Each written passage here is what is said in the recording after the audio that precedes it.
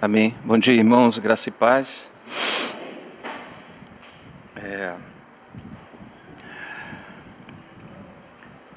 Está um pouco difícil para mim. Eu conto com a ajuda e o apoio dos meus irmãos em oração. Vamos prosseguir aquilo que o Senhor já tem falado conosco esses dias, através de nossos irmãos. Seguimos em confiança. Entendemos que sem Ele nada podemos fazer. São inapropriadas nossas palavras, o nosso posicionamento. Não há dignidade em nós para abrirmos as Escrituras de Deus. A Ele toda a honra, toda a glória, todo o louvor, todas as ações de graça. Abram comigo, por favor, o livro de Abacuque. Vamos começar por aí. Abacuque, capítulo 2, um texto bastante conhecido.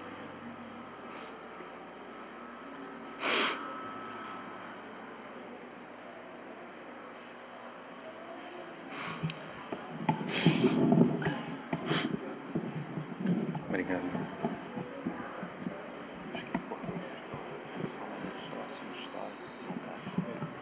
Se pudesse ficar um pouco distante.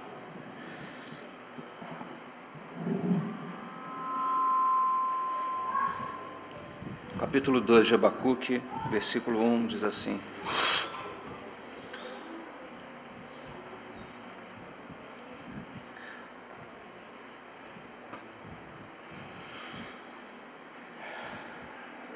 Sobre a minha guarda estarei, e sobre a fortaleza me apresentarei e vigiarei para ver o que fala comigo. E o que eu responderei quando eu for arguido. Versículo 2. Então o Senhor me respondeu e disse: escreve a visão e torna bem legível sobre tábuas, para que a possa ver quem passar correndo. Então o Senhor respondeu e disse: escreve a visão e a torna bem legível sobre tábuas, para que possa ler quem passar correndo. Porque a visão ainda é para o tempo determinado, e até o fim falará, e não mentirá. Se tardar, espera-o, porque certamente virá, não tardará. Versículo 12, ainda do mesmo capítulo.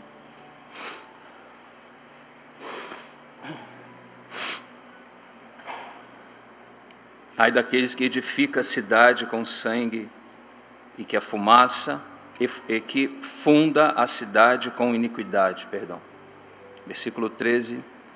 Eis que não vem do Senhor dos exércitos, e os povos trabalhem para o fogo, e os homens se cansem pela vaidade. Versículo 14. Porque a terra se encherá do conhecimento da glória do Senhor, como as águas cobrem o mar. Porque a terra se encherá do conhecimento da glória do Senhor, como as águas cobrem o mar. Vamos orar mais uma vez. Senhor, encomendamos a Ti mais uma vez, diante da Tua majestade, da Tua santidade, dos Teus atributos de soberania. Nos humilhamos aos Teus pés.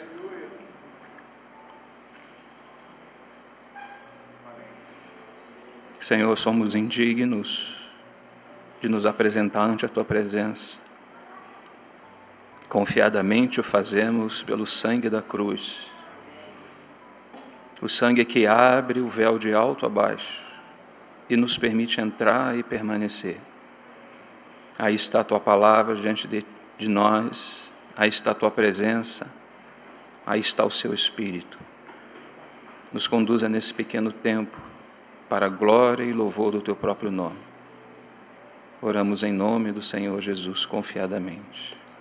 Amém. Irmãos, não tínhamos a intenção de falar especificamente sobre o tema que os irmãos nos apresentaram também, logo após o convite que recebemos para estar com os nossos irmãos, e desde já quero pedir perdão aos meus irmãos publicamente de termos ficado impossibilitados de termos vindo ao ano passado devido à enfermidade que tivemos, contraímos e ficamos impossibilitados. Esse ano, o Senhor novamente nos deu essa liberdade, né, de estar com os irmãos. É um prazer, uma alegria podermos ser edificados juntos, podemos estar juntos aos pés do Senhor como Maria, ouvindo a sua voz, percebendo o seu mover, o guiar do seu coração e do seu espírito para aquilo que Ele quer nos falar nesses dias. Nossos irmãos já têm nos falado, a palavra tem soado claramente para nós, e nós somos gratos ao Senhor, porque sabemos que isso não vem do homem. A edificação de Deus vem do próprio Deus. Não há testemunho que o homem possa dar de si mesmo. Quem dá testemunho de Deus é Deus mesmo. E quando o testemunho de Deus é dado entre nós, fica muito claro que o Senhor está entre nós e que o desejo do seu coração de nos edificar permanece fiel, e Ele está aí nos lavando, nos limpando, nos encorajando e nos fazendo seguir nele. Nós vamos falar para esses 3 tempos, permitindo o Senhor. Nós vamos falar de um texto que é bastante importante, mas vamos ter esse como base, porque precisamos ajeitar algumas coisas antes de entrar nas minúcias. E o texto que fala de casa, de sacerdócio e de sacrifício. Mas vamos hoje nos deter um pouco sobre a questão da casa, e depois vamos avançar com a ajuda do Senhor sobre a questão do sacerdócio, e depois os sacrifícios que são oferecidos nessa casa, porque Deus não quer apenas casa, Deus fez casa com sacerdócio, e um sacerdócio não quer dizer um sacerdote, quer dizer sacerdócio é coletivo no novo homem, para oferecer sacrifícios dentro dessa casa. Vamos esbarrar em alguns princípios de valores, não é? E vamos seguir até onde o Senhor assim nos conduzir. Essa profecia de Abacuque é uma das grandes pedras da Bíblia. Se você encontrar muitas pedras no chão e você tiver que organizar dentro de uma caixa, você primeiro precisa colocar as pedras maiores. Se você colocar as pedras pequenas, as pedras maiores depois não vão caber dentro da caixa. Assim também é na edificação da casa de Deus. As pedras fundamentais precisam vir primeiro, porque senão nós vamos correr o risco e vamos incorrer no problema de nos envolvermos com coisas que não são centrais e nem fundamentais à fé. Acabamos nos distraindo em pequenas coisas, em pequenos pontos, somos subjetivos, gostamos de uma coisa em detrimento de outra, mas na fé, na edificação da fé, é muito claro que o Senhor primeiro coloca grandes pedras, ordem de hierarquia e de valores na casa de Deus. Essa grande pedra está relacionada a essa grande profecia. Então, ela é tão séria que o Senhor falou para que se colocassem em letras garrafais, de tal forma que quem passasse correndo pudessem ver, pudessem ler, que isso pudesse ficar gravado claramente no coração de cada um, que pudesse passar ainda que correndo naquela direção. Quando você segue o contexto, você descobre que a profecia está ligada ao desejo eterno do coração de Deus, de manifestação da sua glória.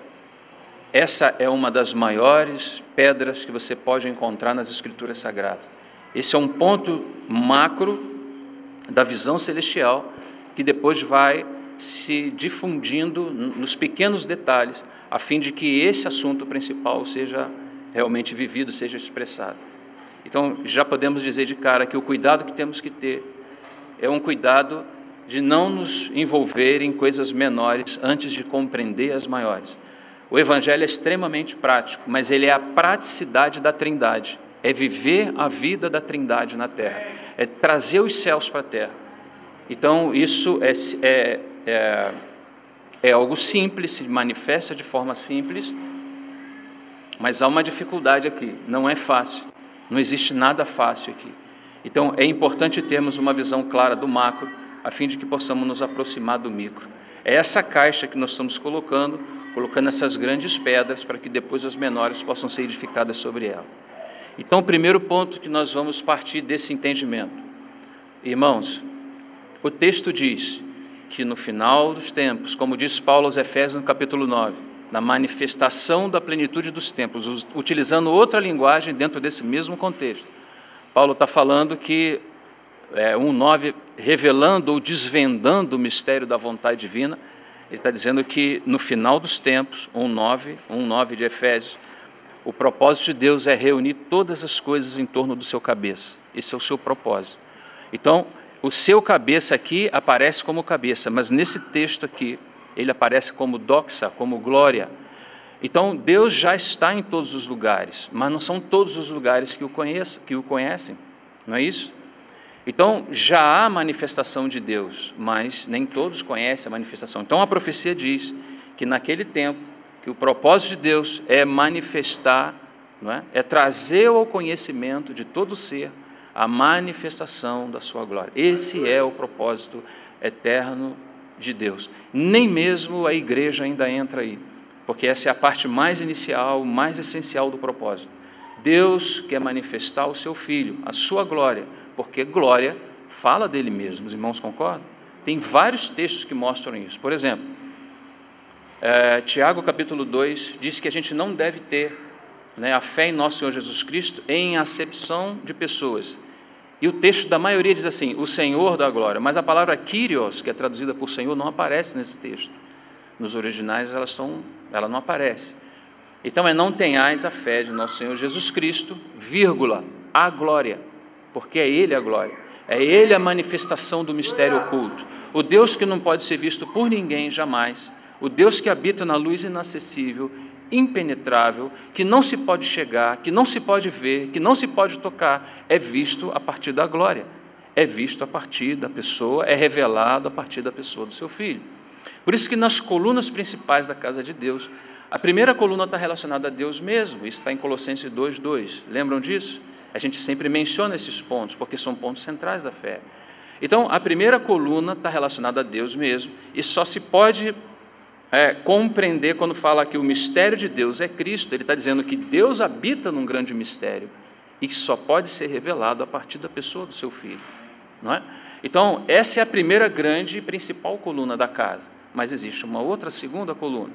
Essa segunda coluna se estabelece como o mistério da vontade divina, porque para se conhecer a vontade divina, precisa se conhecer o Deus que tem vontade. Então, o grande problema é que muitas vezes nós nos aproximamos de Deus, apenas descobrimos algumas coisas que Ele nos manda, que Ele demanda a cristandade fazer, nos envolvemos rapidamente com isso e nem sequer conhecemos os seus propósitos, porque Deus não revela os seus propósitos a qualquer um, nem mesmo aos servos.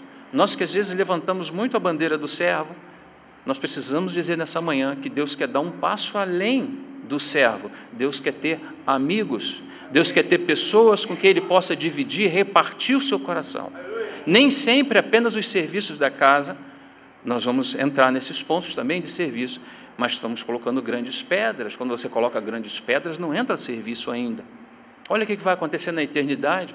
Apenas haverá Deus e o seu povo e Deus. E o que faremos em toda a eternidade, se só haverá isso? Conhecer e prosseguir em conhecê-lo. E vai ter um tempo em que nós não vamos conhecer mais, não, senão Ele deixaria de ser Deus, então vamos continuar conhecendo. E quais serviços que vamos prestar lá? Não sei, a Bíblia não fala mais nada de serviço, nada, absolutamente mais nada. Deus nos quer como amigos, Deus nos quer mais do que servos, Deus nos quer como amigos. Ele quer descer para ter comunhão conosco, Ele quer descer para repartir o seu coração conosco, Ele quer repartir o seu coração ainda dolorido dos processos da vida que ainda vivemos, que não alcançamos ainda os seus objetivos. Então Ele diz que não, Ele fala para os seus discípulos, eu não vou chamar mais vocês de servos, porque os servos não conhecem as coisas do Senhor, vocês já conhecem, então eles passam a ser amigos, entende, irmãos? O caminho que o Senhor, a senda que o Senhor vai nos conduzindo, num primeiro momento nós somos muito interessados em servi-lo, no segundo momento nós vamos observar que não é apenas servi-lo, mas é chegar diante dEle, apenas para prostrar diante dEle e adorá-lo na beleza da sua santidade, porque Ele é o seu Deus, e haverá um dia onde haverá apenas o seu povo, o seu Deus. Nada de nenhum dos serviços e nem das doutrinas que possam parecer-nos ser eterno agora, nada vai continuar na eternidade futura. Haverá apenas Deus e o seu povo. Então, há uma primeira coluna que diz respeito a Deus mesmo, que só pode ser conhecida em Cristo. O Deus invisível que habita na luz impenetrável só pode ser conhecido pelo seu Filho. Então, na medida que Ele nos chama para conhecer o seu Filho, que é a sua glória, o mistério oculto é conhecido. Deus quer se fazer conhecer, esse é o seu propósito principal. Ele não quer que você primeiro coloque as mãos para fazer algumas coisas para Ele. Ele quer se fazer, Ele quer se deixar ser conhecido. Ele não quer ficar como naquela experiência de Moisés sobre aquele monte, onde naquele monte haviam trovões, relâmpagos, ninguém queria chegar lá. E o povo falava: Moisés, sobe você, fala com Deus e depois você fala conosco. Porque ninguém quer chegar nesse ambiente de soberania de Deus, porque pode morrer nesse ambiente. Então o que ele quer fazer? Ele fala para Moisés: Moisés, me prepara uma casa com o povo, e eu vou descer e eu vou habitar no meio deles. Então o serviço é para a glória, o serviço é para a presença, o serviço é uma função que está relacionada ao coração de amor, que deseja agradar ao seu Senhor. Por isso que nós servimos. Nós não servimos apenas por uma demanda, porque tem que fazer. Deus não está atrás de pessoas que têm que fazer, irmão. Deus não precisa nem das obras das nossas mãos, somos nós que precisamos dele. Então, o primeiro ponto que nós precisamos perceber é que existe essa coluna principal da casa. Que coluna é essa? Deus é conhecido em Cristo. A segunda coluna que é estabelecida, o mistério da vontade divina. Por que ela é estabelecida depois da primeira? Porque na medida que nos relacionamos com Cristo, conhecemos o coração de Deus. E quando começamos a conhecer o coração de Deus, começamos a entender que Ele tem propósitos. E muitas vezes os seus propósitos estão tão distantes do nosso coração como os céus estão da terra. Não podemos ser subjetivos aqui para prestar qualquer tipo de serviço e dizer: Senhor, fala a verdade para mim, Senhor, eu sou a melhor opção que o Senhor tem, né, de tudo isso que eu estou fazendo. Não, irmãos, absolutamente não. O mistério da vontade divina. E o que é o mistério da vontade divina? E o que é o mistério da vontade divina? É manifestação da glória. Efésios 1:9. É a manifestação do Anaquephalai Sastai. Mostrar, voltar, trazer toda a criação para esse encabeçamento único, o nosso Senhor Jesus Cristo. A Ele é a glória. E Ele é a glória. E o trabalho que Deus faz é o revelar, porque Deus não quer ficar sem testemunho. Não é o nosso tema? Por que você acha que você precisa ter um testemunho? Porque Deus não fica sem testemunho. Quando o Senhor Jesus veio à terra, o que Ele fez? Ele testemunhou do seu Pai. Muitos de nós diríamos: não, Ele veio para nos salvar também, irmão, mas numa forma subsidiária. Numa forma essencial, Ele veio para revelar o seu Pai. Você não teria salvação se o Pai não fosse revelado pelo Filho. Amém? Isso não é algo técnico, irmão. Quem faz magistratura estuda as Escrituras, mas não tem salvação. Você precisa ser revelado. Sabe por que você está sentado aí? Porque te foi revelado o Pai, através do Filho. A glória foi manifestada aos seus olhos. Não é? O Espírito convenceu a você e a mim do pecado, da justiça e do juízo.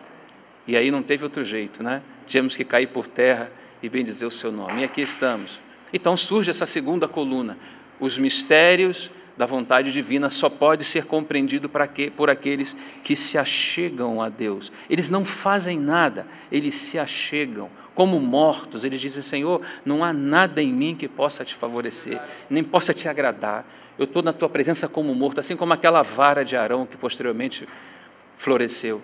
Somente a ressurreição, a verdadeira ressurreição, é a morte que passa, é a vida que passa pela morte. Nós nos entregamos como mortos à sua presença, aos seus pés, não é?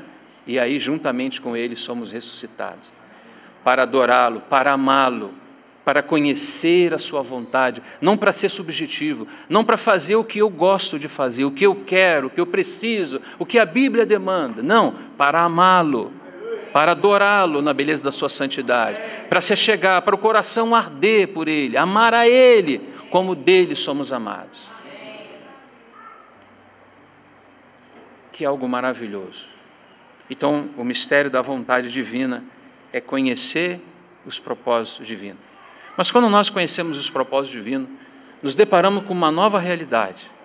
E essa realidade é uma realidade que também os nossos olhos precisam ser abertos. Porque se você compreende a vontade de Deus, o propósito eterno de Deus, você vai ter que concordar comigo numa coisa: quem vai poder realizar esse propósito? Então você se encontra novamente com uma nova coluna, Timóteo 1:9. E lá, Timóteo 3:9 ou 1:9. E lá vai falar do mistério Nós temos o mistério da economia divina e depois vai falar do mistério da piedade. 3:16, pode ser? Amém? os estudiosos da Bíblia presente aí. E o que é o mistério? E o que é o mistério? Agora, não da economia, porque existe um padrão, né? Você pode conhecer a vontade, mas não conhece o padrão pelo meio do qual a vontade se manifesta. Mas existe um homem que, sendo em forma de Deus, nossa Escritura diz, aquele, né? Aquele, não é aquele, é Theos, Deus manifestado na carne, justificado em espírito, visto dos anjos, pregado aos gentios, crido no mundo e recebido acima. Então você vai observar que agora surge uma terceira coluna. A coluna primeira é a coluna que fala do conhecimento. Conhecer a Deus através de Cristo. E à medida que você conhece, uma nova coluna desabrocha. E que coluna é essa? O mistério da vontade, porque se você conhece a Cristo, começa a conhecer a sua vontade. Mas como fazer a sua vontade? Ah, Senhor, agora vai cuidar do César, porque eu sei bem como fazer as coisas por aqui. Não, irmão, ninguém sabe fazer nada, a gente só atrapalha. Então, o que aconteceu? O Senhor mesmo fez esse movimento dos céus para a terra, para nos colocar nos seus ombros na terra e nos levar e nos introduzir aos céus. O trabalho que é feito na terceira, ou na quarta coluna, porque tem uma terceira aí, que é o mistério da economia divina, essa quarta coluna principal na casa de Deus é o mistério da piedade, quando Ele mesmo se manifesta em carne, justificado em espírito, visto dos anjos, pregado aos gentios, o quê? Crido no mundo, e você observa que Ele faz esse movimento. Por que Ele precisa fazer esse movimento? Porque ninguém pode fazer esse movimento. Por mais que a gente conheça a vontade divina, irmãos, nós não conseguimos fazer, nós não conseguimos dar a Deus o que a Deus é de direito. Então é Cristo, o Filho, que faz esse trabalho. Ele é a glória. E se Deus quer manifestar a sua glória, que é o seu Filho mesmo, é o objeto, ou melhor dizendo, é o instrumento pelo qual Deus vai fazer isso acontecer. Depois começa a acontecer os encargos, mais na frente, mas essencialmente, se Deus quer manifestar a sua glória, é o Filho a glória. Então é o Filho que vem, é o Filho que trabalha, é o Filho que evangeliza, é o Filho que é apóstolo, que é profeta, que é evangelista, que é pastor e mestre. É o Filho que fez todas as coisas, porque o testemunho de Deus ninguém pode dar, apenas Deus mesmo. O testemunho de Deus é Cristo. Cristo é o testemunho de Deus. Por isso que Ele está enchendo a casa de quem? Por que Ele está enchendo a casa de Cristo? Porque Cristo é o testemunho de Deus. Ele esvazia, como nosso irmão nos lembrava ontem, nos esvazia de nós mesmos, para que algo mais de Cristo seja formado em nós. E na medida que Cristo vai sendo formado, o doxa, a glória, vai sendo exibida. Então, vamos nos colocar ainda nessa profecia de Abacuque, que haverão dias que a terra será cheia do conhecimento de quem, irmãos? Da glória, ou seja, conhecimento de Cristo, não é? Não há lugar que Deus não possa estar. Um dos seus atributos incomunicáveis, Ele está em todos os lugares ao mesmo tempo, não é isso? Mas não há reconhecimento de Deus. E como pode haver o reconhecimento de Deus? A partir do momento em que a glória manifesta. Então, qual é todo o trabalho que Deus está fazendo, irmãos? Fazer com que a glória seja manifesta.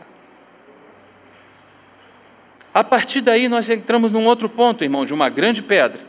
A glória manifesta a partir da casa. Esse agora é um princípio, por isso falamos que essa primeira parte seria o assunto da casa. Então, fiquem comigo, por favor. Se Deus quer manifestar a glória, por onde Ele manifesta essa glória? Por onde? Por meio da casa. Ele precisa de um organismo vivo para manifestar as realidades espirituais da sua própria divindade, da sua própria natureza.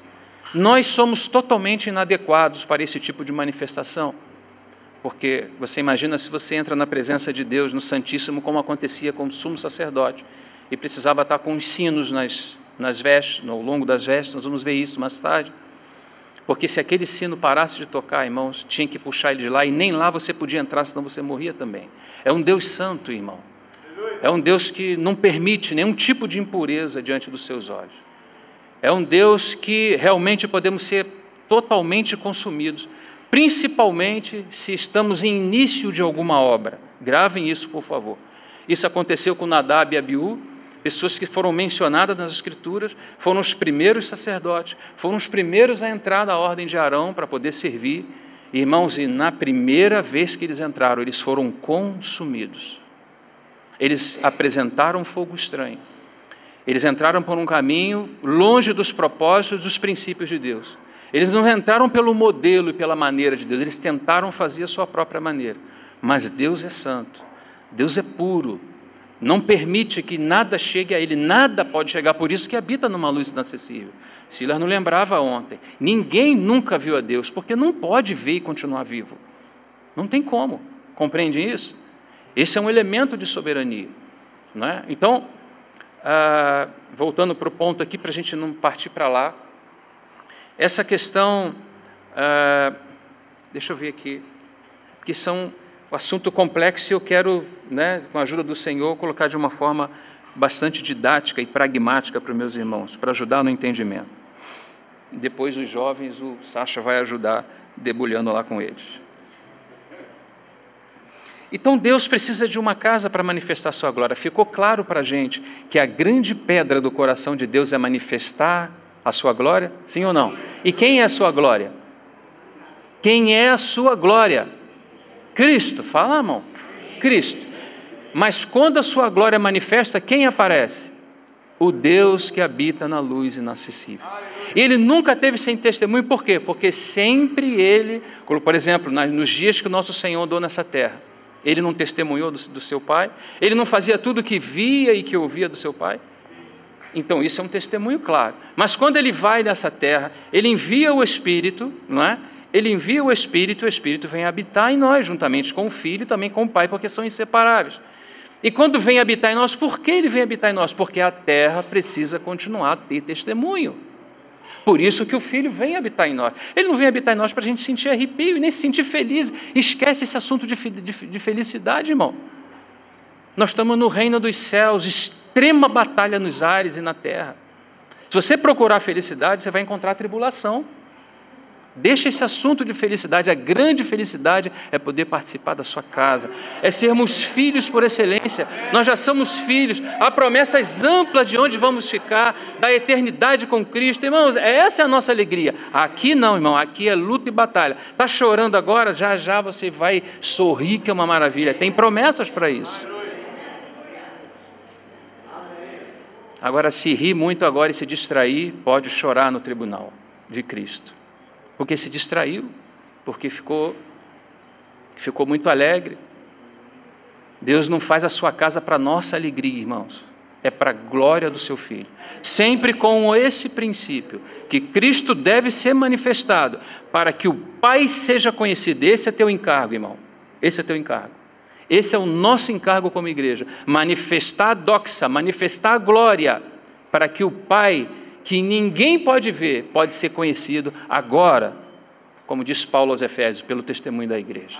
O testemunho da igreja não é o testemunho da igreja, o testemunho da igreja é o testemunho de Cristo. Bendito seja o nome do Senhor. Se ele precisa de uma casa, vamos continuar meditando por aqui. Se ele precisa de uma casa, entendam a expressão precisa, Deus não precisa de nada, né? É antropomórfica a expressão, para que a gente possa entender. Se Deus precisa de uma casa, quem pode ser essa casa? Seria a igreja? Será se essa casa poderia suportar como os católicos? Perdoe se tiver algum católico entre nós, mas houve uma interpretação lá no início do século, né, em 325, depois do concílio de Nicéia, de que Pedro era, de verdade, a pedra que suportava o peso desse edifício. Tadinho de Pedro. Pedro não pode suportar o tamanho desse peso. Então, quando ele fala, tu és Petrus, e sobre esta pedra, ele modifica o verbo, ele está falando sobre esta pedra, sobre a expressão, sobre a realidade, sobre a revelação que o meu Pai te deu. Jesus poderia falar, Pedro, isso é coisa do meu Pai, hein? Porque ninguém conhece o Filho e ninguém conhece o Pai. Somente o Pai conhece o Filho. Somente o Filho conhece o Pai. E por que Pedro falou que tu és o Cristo, o Filho do Deus vivente? Porque o Pai fez o quê? Soprou nos seus ouvidos. Então o Filho sabe e fala para ele sobre esta pedra, ou seja, sobre a revelação que você teve de quem sou eu, é que eu vou edificar a minha igreja. a igreja edificada sobre essa pedra, sobre essa imensa rocha, que é o nosso Senhor. Porém, numa forma ainda essencial, não é a igreja a casa de Deus. A casa de Deus, na forma mais essencial, é o próprio Filho. E isso está amplamente divulgado no Antigo e no Novo Testamento, através de tipologias e através de realidades espirituais no Novo Testamento. Olha essas expressões, por exemplo, acompanhe comigo. Vê comigo se o Filho não é, na realidade, a casa de Deus. Um primeiro evento na tipologia acontece lá em Gênesis capítulo 28, quando naquela experiência de Jacó, lembra de Jacó? Chegou a luz, passou a Bet-El, que é chamada casa de Deus. Ele chegou na casa de Deus, estava um pouco cansado, foi tirar um cochilo, colocou uma pedra, não é? E foi deitar sobre aquela pedra. Assim é a gente também, né, irmão? Estamos na igreja, não sabemos que esse é um lugar terrível. E aí vamos dormir, como você vai dormir num lugar terrível? E aí ele foi dormir, porque ele não sabia que aquele era um lugar terrível. E aí ele foi deitar, e aí ele teve aquela visão, aquele sonho, meus irmãos lembram. E havia uma escada, que o seu topo estava longe, tocava os céus, e os seus pés estavam na terra. E Javé estava sobre aquela escada, provavelmente uma manifestação cristofânica, porque o Pai não pode ser visto e nem o Espírito. Então ele está no topo da escada e diz que os anjos sobem e descem aquela escada. Está falando dos relacionamentos do céu com a terra, porque é propósito de Deus se relacionar com a sua criação. E ele tem aquele sonho, e ele acorda assustado, e falou, quão terrível esse lugar, e já teve a revelação, não só o sonho, de que aquele lugar era a casa de Deus, a porta dos céus, ou seja, o relacionamento dos céus com a terra. O que era aquele lugar? A casa de Deus na revelação. Que lugar em que ele estava fisicamente? Em Betel. Bet-El, casa do Senhor, ou casa de Deus. Mas quando nós chegamos no Novo Testamento, no capítulo 1 de João, por exemplo, você vê a experiência de Natanael, e meus irmãos lembram bem, e o Sacha vai ajudar os jovens para fazer lembrar também isso. E o que fala lá da experiência de Natanael? O Senhor, naquela experiência com Natanael, o Senhor fala para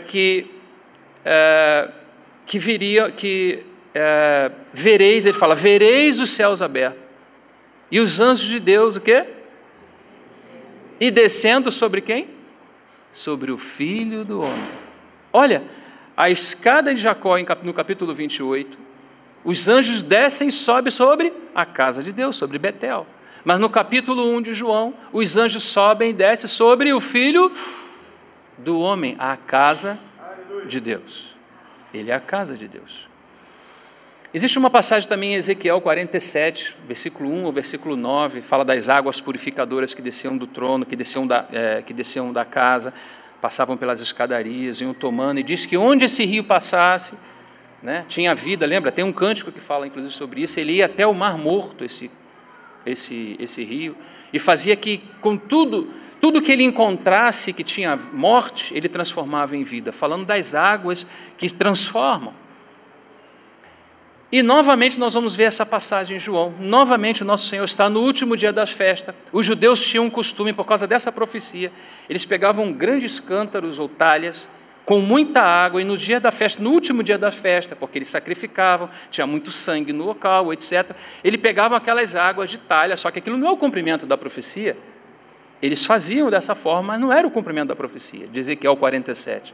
Então eles derramavam aquela talha sobre as escadarias e descia aquelas águas, e as pessoas ficavam ali porque queriam tocar naquelas águas para que fossem curados. Em João capítulo 7, meus irmãos vão lembrar comigo, que acontece algo tremendo. No último dia da festa, o Senhor se põe de pé. Lembram disso? E parece que há diante de nós aquela mesma cena dos sacerdotes jogando aquelas talhas de água sobre aquelas escadarias para descer, uma forma de cumprimento da profecia de Ezequiel 47.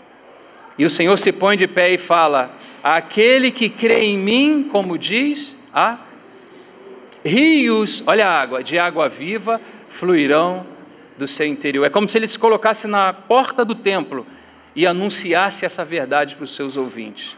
Ou seja, se a profecia de Ezequiel diz que as fontes das águas vêm por todos os lugares do templo em relação à escadaria e tomando todo lugar de morte e transformando em vida, quem é essa casa no Novo Testamento? Cristo. Ele diz, desses dias, né, que aquele que cresce nele, como diz as Escrituras, os rios de água viva fluiriam do seu interior. Jesus é a casa de Deus. Há outros acontecimentos, quando, por exemplo, ele está no templo e com aquele azorrague, não é? Ele expulsa os cambistas, eu lembro disso, porque aquela casa do Antigo Testamento, ela é figura de Cristo. E ele expulsa os cambistas, ele diz que aquela casa seria chamada, não é? Não façais covis de tudo que não presta, não é? A casa de Deus, porque era uma figura da pessoa dele mesmo. E algo tremendo acontece ali novamente, não é? E o que era? O que meus irmãos lembram que acontece nessa casa? Qual é o procedimento? O que ocorre após o Senhor estar diante deles, né? Expulsar os cambistas e etc. Ele tinha zelo da casa, porque aquela casa representava ele mesmo. No capítulo 2 de Colossenses, no versículo 9, diz que nele habita corporalmente o quê? Toda a plenitude da divindade. Então o Pai está no Filho, o Espírito está no Filho, porque eles são inseparáveis. Lembram disso, irmãos?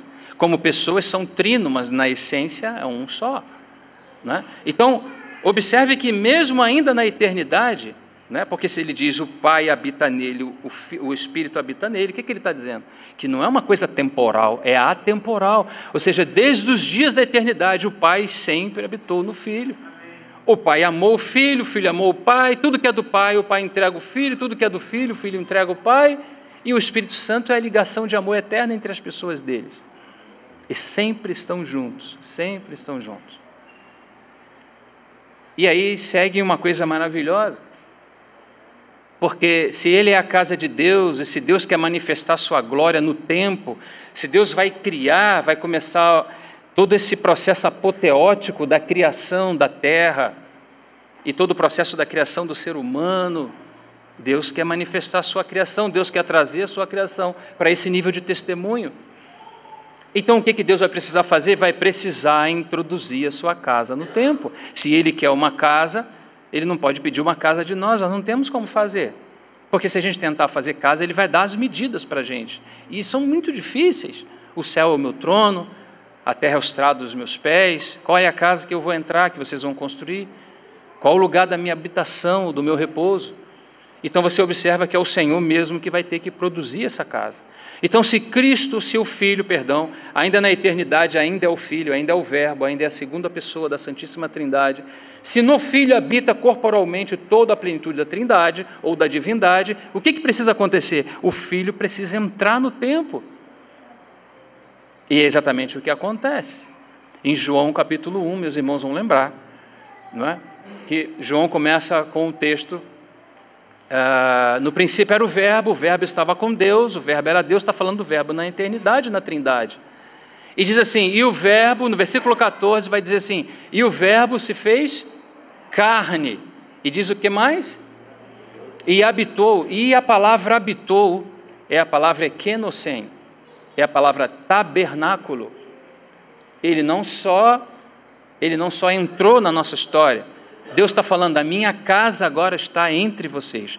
Por isso que o próprio Senhor Jesus, ele utiliza o texto.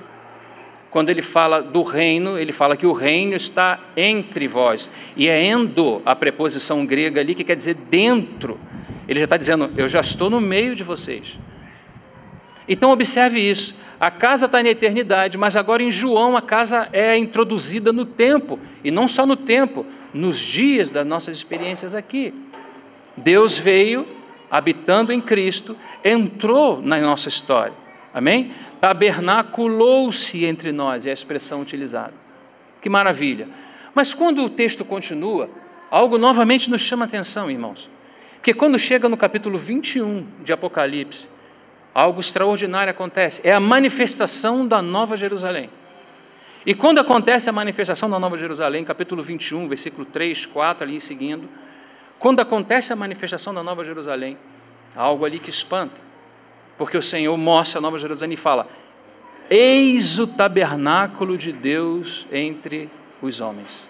O que é a Nova Jerusalém? É esse tabernáculo que estava na eternidade com Deus, que é como a própria casa de Deus, onde Deus habita. É esse tabernáculo que entrou no templo, a partir de João, como nós vimos, não é?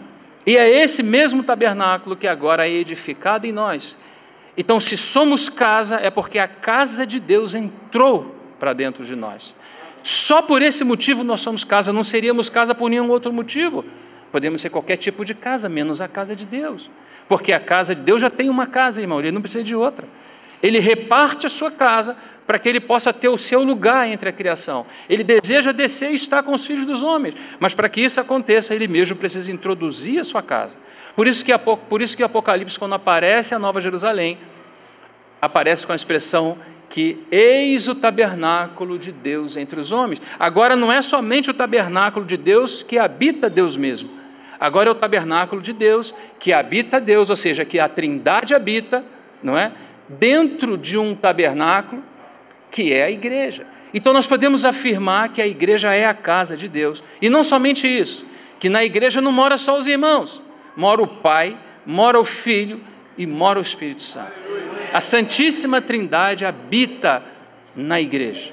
Então tudo a partir daí começa a mudar na nossa visão e nos nossos pensamentos. Nessa casa já não se faz mais nada como quer, nessa casa já não se introduz aquilo que deseja, nessa casa você já não pode ser subjetivo, você não pode gostar disso em detrimento daquilo. Nessa casa tem uma grande mesa disposta, porque essa mesa representa o Filho, porque na medida que se alimenta do Filho, é na mesma medida que a casa é edificada, e na medida que a casa é edificada, a glória do Filho aparece, e na medida que a glória do Filho aparece, o Pai que habita na luz inacessível e impenetrável é conhecido. O teu encargo, o meu encargo é fazer Deus ser conhecido. Eu não acredito que você vai sair dessa reunião podendo fazer isso. Vou deixar para outros animarem você nesse sentido. Isso é um processo na nossa vida. Isso é um processo que vai de fé em fé, de glória em glória. Por isso que a igreja não pode se envolver com coisas. A igreja tem que se envolver com a palavra. A igreja tem que se envolver com o Espírito. A igreja tem que estar em comunhão. A igreja tem princípios claros para a sua própria edificação. Porque se mexer no modelo, vai dar em outra coisa. A glória vai ser de outro espírito. E é isso que o espírito do anticristo faz nesses dias. Nós estamos vivendo os dias de Mateus 24, onde espíritos foram derramados sobre a terra para fazer o quê? Para distrair o povo de Deus, para mudar o modelo, para mudar as estações, mudar as formas que Deus estabeleceu pelo seu próprio poder. O que vai acontecer? Não haverá glória, porque só pode haver glória se a edificação for no Filho. Se a edificação não for feita no Filho, irmãos, não haverá glória nessa casa. A glória haverá porque foi profetizada e já foi vista, mas nós corremos o risco, nós que alteramos o processo, nós corremos o risco de não participar dela. Sejamos fiéis, amém? Aquilo que Deus prometeu. Esses são os inícios das grandes pedras que precisam estar dentro do nosso coração. Ganhar a nossa visão, porque é a sua visão que vai direcionar a sua vida. Se a sua visão for equivocada, a sua vida e o seu caminhado vai ser equivocado. Se a sua visão for clara, Deus tem um caminho pavimentado para seguir com você. Amém? Depois nós vamos entrar nas minúcias, mas ainda precisamos colocar algumas pedras maiores aqui. Amém, meus irmãos? Amém?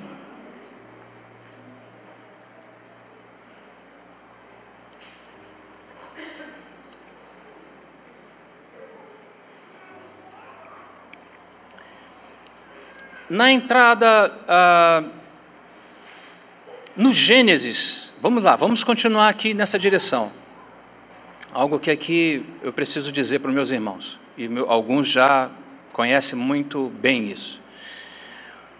O chamamento é um chamamento de casa, é um chamamento coletivo. Nós estamos falando sobre casa, sacerdócio, não sacerdote, sacrifício. Porque Deus sempre chama coletivo. Chamou o homem, só chamou o homem? Não, chamou o homem e a sua adjutora. Por quê? Porque sem a mulher o homem está incompleto, ele não vai conseguir. Se Deus colocou, é porque é necessário, não é?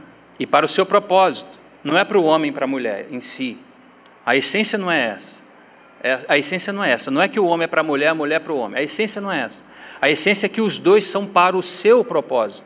Então ele tem o seu propósito satisfeito quando a mulher entende o seu papel e o homem também. Então quando ele chama, né, façamos o homem a nossa imagem, semelhança e domínio, etc. Já tem um assunto de reino aí. Mas você vai ver, diz, e macho e fêmea os criou. E aí ele ele coloca claramente o chamamento coletivo. É o gênero humano. Não é só o homem chamamento, não é só a mulher, é o gênero humano. E gênero no sentido bíblico, não no sentido do que tem se ouvido hoje. O gênero humano, a natureza humana, o homem e a mulher. Esse é o chamamento. Quando Adão cai e Eva também, o que acontece? Eles precisam ser vestidos, não é? Porque algo aconteceu. E agora o Senhor vai intervir na história deles, e o Senhor vai vestir Adão e deixou Eva sem nada. Lembra disso?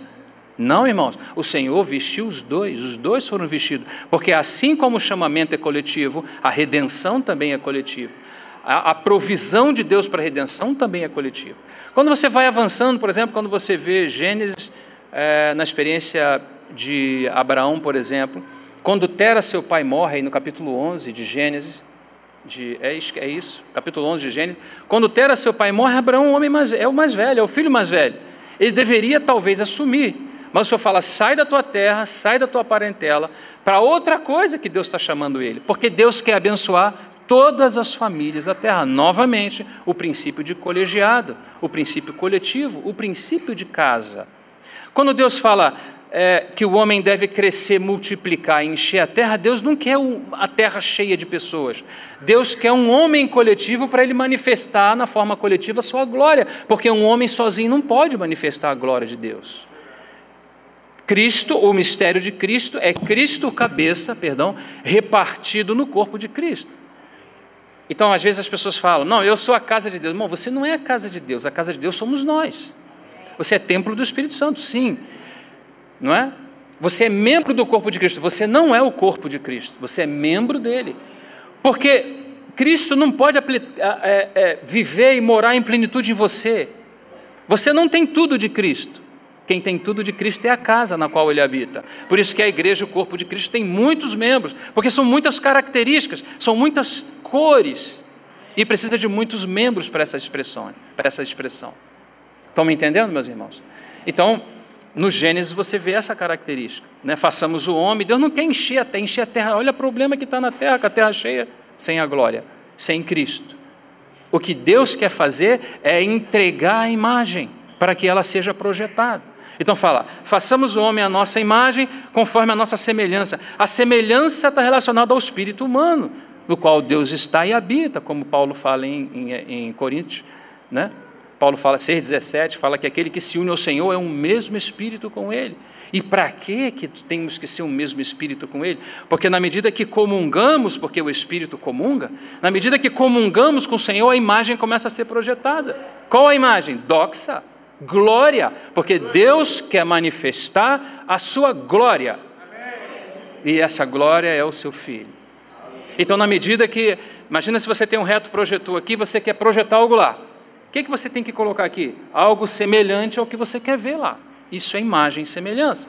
Então, semelhança está relacionada ao nosso espírito. Deus vai habitar no nosso espírito. Para quê? Para que nos níveis de comunhão, quando ele vai se intensificando, o rosto começa a mudar. As expressões começam a mudar. Isso é glória. Por isso que ele nos fez a sua imagem. Por que você acha que ele nos fez a sua imagem? E a sua semelhança? Porque ele nos quer em comunhão para que expressemos a sua glória.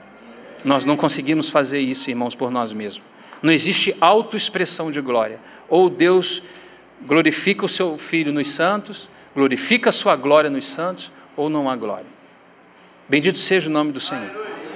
E vai avançando o processo, aparece por outros processos, outras manifestações, não dá para entrar em todos aqui, mas vamos fazer um pulo já para chegar no ponto da igreja. Novamente, um homem coletivo. Deus busca a casa, Deus busca um homem coletivo, porque Deus busca a manifestação da sua glória, e um homem não é capaz de fazer isso. Se você tentar ser o Elias do Novo Testamento, você está fora de contexto. Se você tentar ser um Abraão no Novo Testamento, você está fora de contexto. Se você quiser ser um Davi com lanças e varapaus indo atrás do inimigo, você novamente está fora de contexto. Qual é o contexto do Novo Testamento? Casa. Casa. Casa.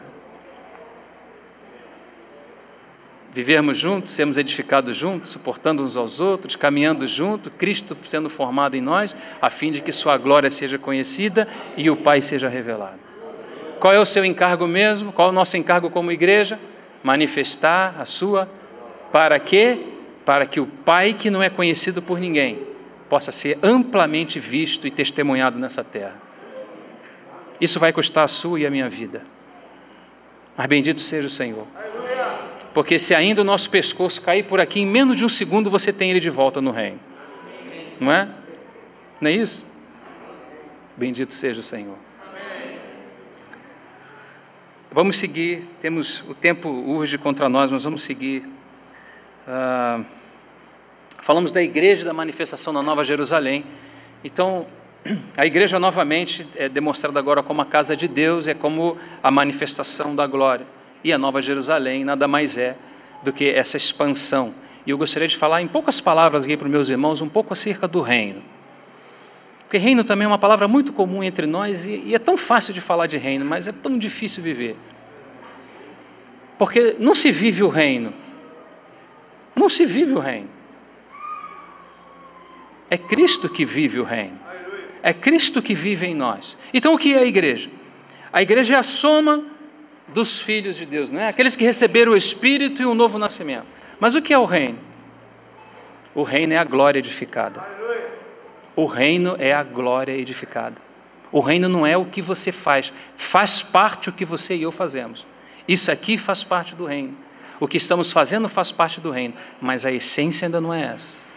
Cristo precisa ser formado em nós. Eu posso ser o homem de maior serviço na igreja, se Cristo não estiver sendo formado, a glória não será manifestada. Então, tudo que fazemos, isso vai nos dar um novo norte acerca daquilo que fazemos. Vamos ter que fazer com muito temor, vamos ter que fazer na presença de Deus. Nós vamos precisar perceber se de fato estamos edificando, se de fato o que estamos fazendo, Deus está sendo glorificado, ou se estamos fazendo uma obra desse tamanho com uma jactância desse. Não é? Às vezes a nossa obra é tão pequenininha, mas a vaidade é tão grande. Então, essas coisas não glorificam. Por isso que Cristo precisa ser formado, porque não é só uma questão de fazer, é uma questão de ser. Por isso que diz que, quando ele escreve a Teófilo, ele fala, ó Teófilo, acerca de tudo que Jesus começou, não só a fazer, mas a ensinar. O homem aprovado por Deus é o homem que faz e que ensina. Ele ensina aquilo que ele faz. Não é igual a mim. Eu estou ensinando umas coisas para vocês que eu estou aprendendo junto com vocês. Jesus não. Jesus ensina aquilo que ele faz. Jesus é aquilo que ele ensina. O que ele faz é próprio da sua natureza. E é isso que ele está fazendo conosco. Se ele é a glória que manifesta o Pai, irmão, não vai ser diferente. Para manifestar a glória do Filho no corpo de Cristo ou na casa de Deus, muitos processos mediadores pelo Espírito Santo vão ser necessários para que a gente alcance esse nível, alcance esse testemunho. Amém? Bendito seja o Senhor. Acompanhe comigo, por favor, um texto. Esse texto está em 1 de Pedro. 1 Pedro.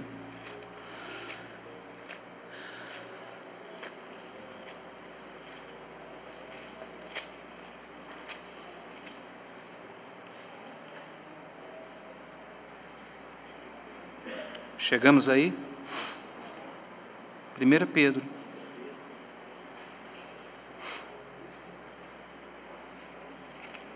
Capítulo 2.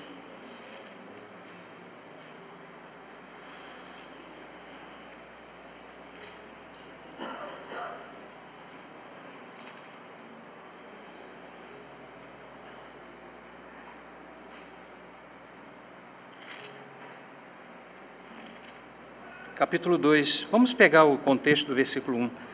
Deixando, pois, toda malícia e todo engano, fingimentos e invejas, e todas as murmurações, desejai afetuosamente, como meninos, novamente nascidos, o leite racional,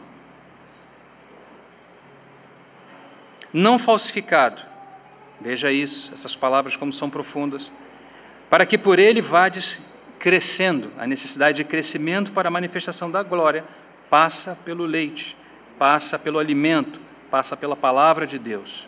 Não se pode contaminar, não se pode ter outro nível que não seja a palavra de Deus. Se é que, versículo 3, se é que provastes que o Senhor é benigno. Versículo 4, chegando-vos para ele, aleluia, tema do nosso irmão no primeiro dia, Gabriel. Chegando-vos para Ele. Aleluia! Porque não se pode ter casa edificada sem Ele. Chegando-vos para Ele, sois edificados. Segue o texto.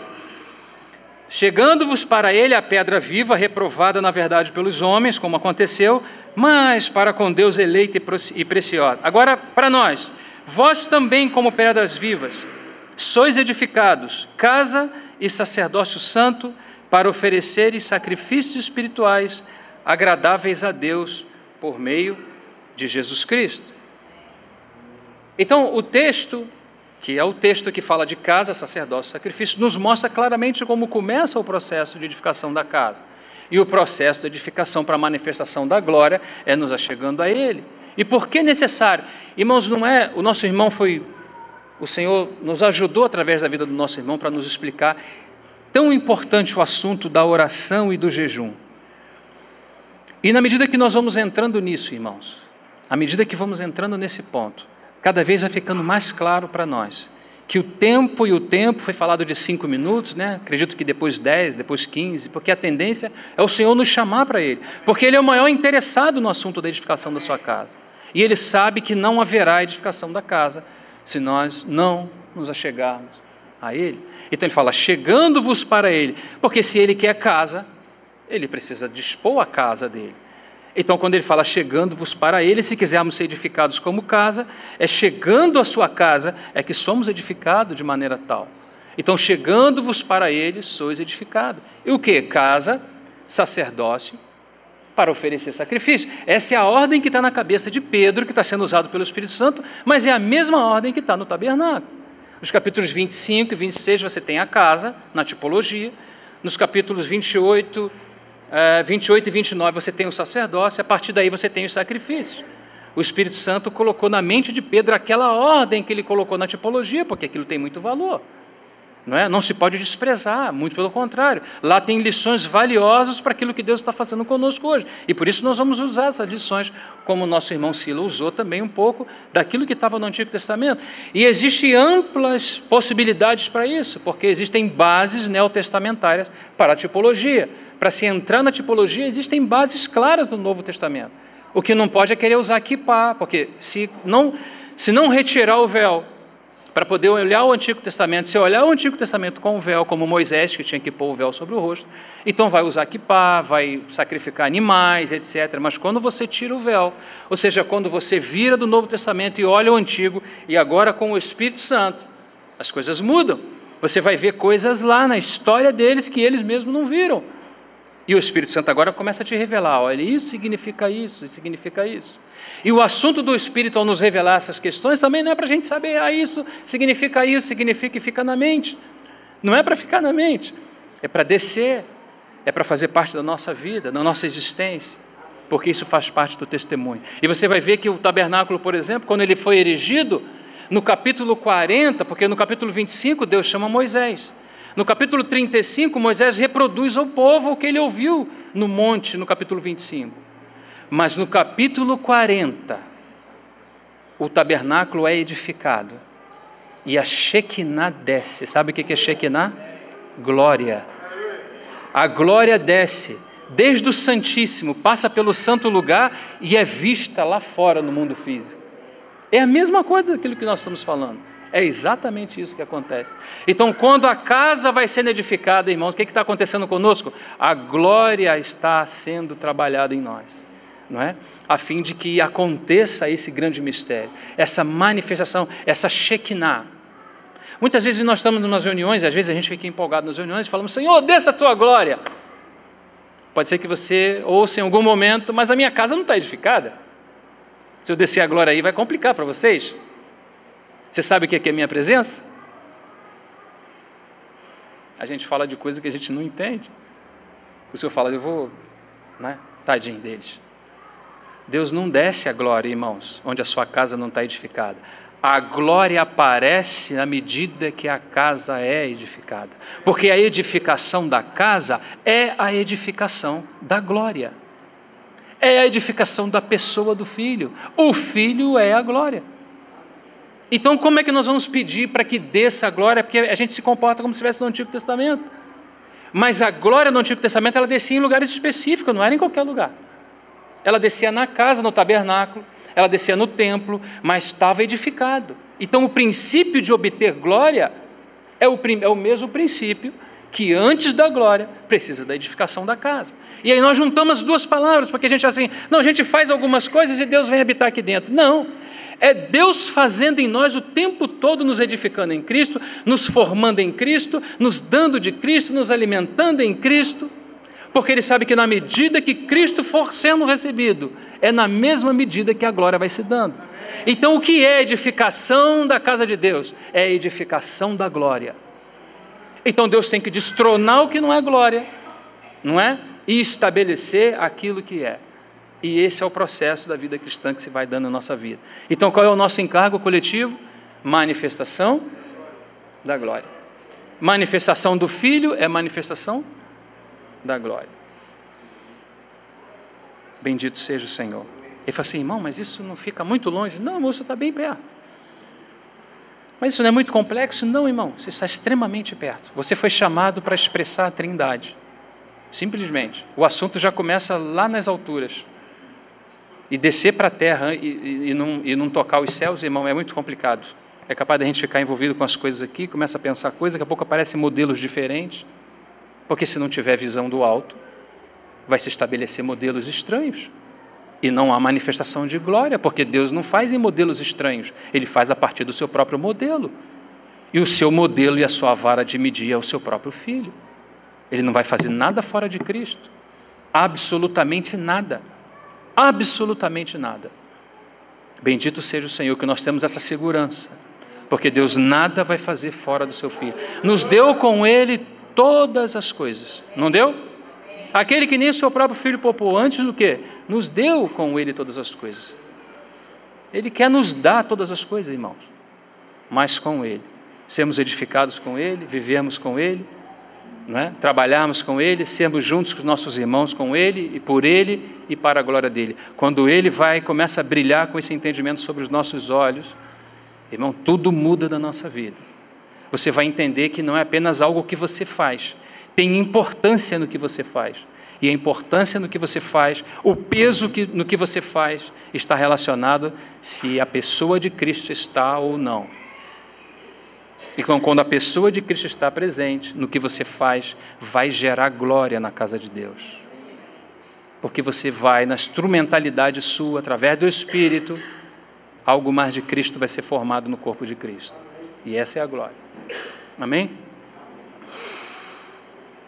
Será se podemos avançar um pouquinho mais?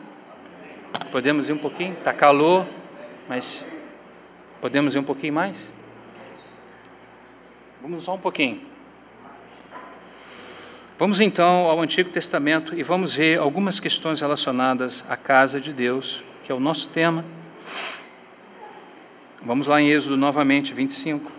Vamos pegar apenas são poucos pontos, porque é extremamente vasto esse assunto. Vamos pegar apenas alguns pontos.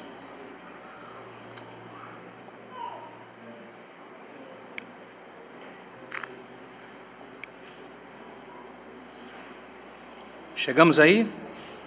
Êxodo capítulo 25, nós temos o assunto da casa, utilizando a tipologia veterotestamentária. Estamos lá no Antigo Testamento, para procurar entender os princípios da casa, que gera glória, que gera edificação, que gera satisfação ao coração de Deus. Amém? O capítulo 25, o capítulo 24, nós já lemos isso uma vez passada aqui mesmo em Santa Cruz com os irmãos. O capítulo 24 é uma relação de Moisés aqui, os 70 anciãos, questões aqui que nós não vamos tocar. Mas no capítulo 25, Moisés está sozinho com Deus e ele recebe então as orientações para a casa, que é o assunto de Deus, como temos visto desde o início desse compartilhar. Mas nós vamos pular todos os materiais do capítulo 25 e nós vamos chegar no capítulo 25, no versículo 8, quando diz assim, acompanhe comigo, por favor. E me farão um santuário e habitarei no meio deles. Isso é diferente daquilo que estamos falando até agora?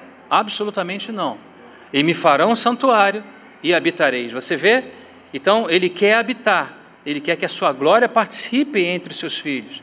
Ele quer morar, quer habitar com os filhos dos homens, mas ele precisa de uma casa. Dá para entender esse princípio? Então, ele diz, me farão o quê? Um santuário, ou uma casa, um tabernáculo, uma tenda, me farão. Aqui me chama a atenção alguns pontos, e é o primeiro princípio que nós encontramos na casa de Deus. O princípio da edificação da casa passa muito longe de ser individual. Ninguém sozinho pode fazer isso. Por mais espiritual que você tenha uma irmã ou um irmão, não é possível edificar a casa de Deus sozinho. Por isso que aparece o princípio de me farão. Não é possível fazer sozinho. Por isso que os nossos irmãos que estão envolvidos também em serviços e outros encargos, eles precisam da gente com eles. Amém? Porque ninguém pode fazer nada sozinho nessa casa. O princípio dessa casa não é de se fazer sozinho por mais encargo que tenha. Às vezes você tem um encargo específico para fazer algo na casa, não é? Mas você precisa participar de outros encargos também, porque existe o mistério de dar e existe também o mistério de receber. Existe o serviço de dar e existe também o serviço de receber. Então, na casa você não só dá, na casa você também recebe, para que você possa edificar e também ser edificado. Então, no seu encargo, você edifica aquilo que é necessário, mas no encargo de outro, você é quem recebe a edificação, entende? Então, é importante, irmãos, e já descendo aos pontos, aos níveis relacionados ao trabalho na casa, é importante que a gente tenha em mente que, mesmo que eu tenha um serviço, é importante que, primeiro, que eu seja apoiado pelos demais irmãos nesse serviço. Segundo, que outros irmãos também se coloquem os ombros para ajudar no encargo desse serviço. Eu queria ser muito prático aqui. Eu observei que o Pablo está cuidando das crianças todos esses dias. Ele está se privando de participar da comunhão. Nós estamos aqui com os braços abertos louvando o Senhor, verdade? Estamos nos alegrando aqui, o nosso irmão está lá, ele está se privando de um ponto, ele está servindo os irmãos, está servindo a casa. Mas esse serviço, a minha pergunta é, esse encargo é só dele? Ah, não, irmão, eu não consigo falar com criança. Eu também não. Ah, irmão, mas eu também não. Tudo que você não gosta, eu também não gosto. O problema é se a cruz pode operar, não é? Para que saia o primeiro e seja estabelecido o segundo. Então, aqueles irmãos que têm encargo, é importante que a gente cheguemos próximos a eles, para apoiá-los naquilo que eles precisam. Irmão, precisa de alguma coisa? Posso ser útil em alguma coisa? Essa é a forma prática da edificação dessa casa. O Senhor nos chamou para edificar aí. Às vezes a gente pensa, irmão, mas como o Senhor vai chamar a gente para edificar a casa dele? Não é Ele que edifica? Sim, de maneira soberana, porque assim como a arca tem meias medidas, a casa tem o mesmo princípio. O que significa meias medidas? É que Deus e o homem. E como isso funciona? Isso funciona da seguinte forma: Deus é quem soberanamente, exercitando ou exercendo a sua condição de soberania, Ele decidiu que a gente colocasse a mão no arado e servisse juntamente com Ele. Então, por um lado, Deus decide soberanamente. Por outro lado, nós somos as pessoas responsáveis por essa decisão que Deus tomou. Então, se quisermos edificar a casa de Deus, nós precisamos nos colocar ao serviço do nosso Senhor. E não somente fazer aquilo que nós gostamos de fazer. Tem coisas que nós somos muito agraciados em fazer. Esse irmão, junto com outros irmãos, o Sila, não sei mais quem, gosta de mexer com o jovem. Irmão, quando eu vejo o jovem, eu fico todo arrepiado. Não é uma carga simples de levar. Será se nós estamos apoiando o trabalho do nosso irmão? Porque o texto fala, farão, não farei, farão. Temos que aprender a fazer junto. Esse é um dos maiores desafios no trabalhar da edificação da casa de Deus. Fazer junto. Fazer junto é muito difícil, não é? Você vive com o marido e você vê o quanto é difícil. Um marido, agora você imagina o corpo de Cristo, que são muitos irmãos. Um marido já é suficiente para você, né, irmã? Por tanto de coisa. Falei o marido, que poderia falar uma mulher e eu me enrolar com a Nana, né? Então foi o marido. Mas assim é, irmão, porque nós queremos fazer de uma forma, por exemplo, queremos fazer um serviço porque eu tenho um encargo naquele serviço, né? Não quero fazer a minha maneira, não pode fazer a sua maneira. Não é a sua maneira, é segundo o modelo que foi mostrado. Então outros irmãos vão falar para você, não, irmão, não é dessa forma, vem um pouquinho para cá.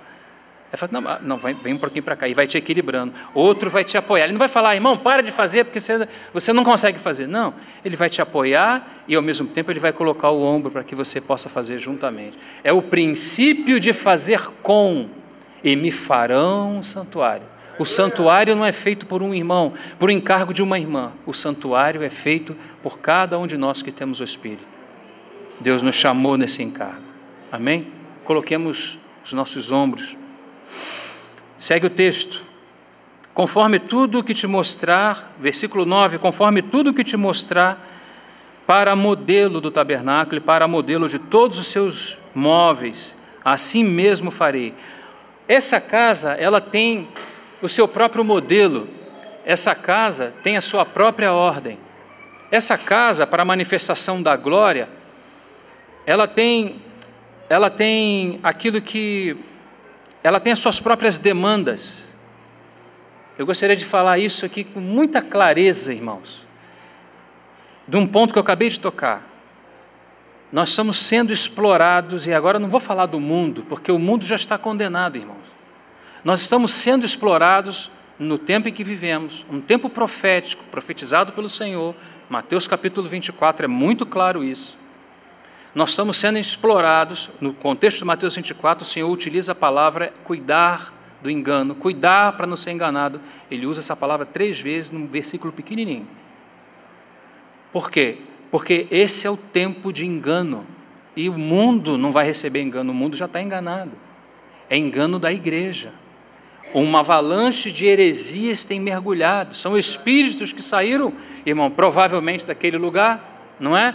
E que mergulharam na nossa história e no nosso tempo, para desvirtuar o povo de Deus. Satanás não quer a glória de Cristo, Satanás não quer que Deus seja conhecido. E de uma maneira muito prática nós podemos dizer aqui, se perdermos o modelo, perdemos a glória. Se perdermos o modelo, vamos perder a presença de Deus. Preste atenção nisso. Moisés foi fiel em toda a casa, para testemunho das coisas que haviam de ser anunciadas. Sabe por que Deus trabalhou na vida tanto, 40 anos no mínimo, na vida de Moisés? Para que Moisés fosse fiel ao modelo que lhe iria ser dado. Quando você olha o capítulo 25, é Deus falando com Moisés. Quando você olha o capítulo 35, é Moisés falando com o povo. É a mesma coisa, isso é fidelidade ao modelo. Irmão, nossa irmã nos falou aqui, nós não precisamos sentir arrepios, nós não precisamos sentir absolutamente nada. Se você for para um deserto, você não vai sentir nada, mas Deus vai ser contigo. Se você é fiel, se você guarda o modelo, Deus está contigo. Essa é a forma como que nós temos, porque por uma questão de fé sabemos que o Senhor está conosco.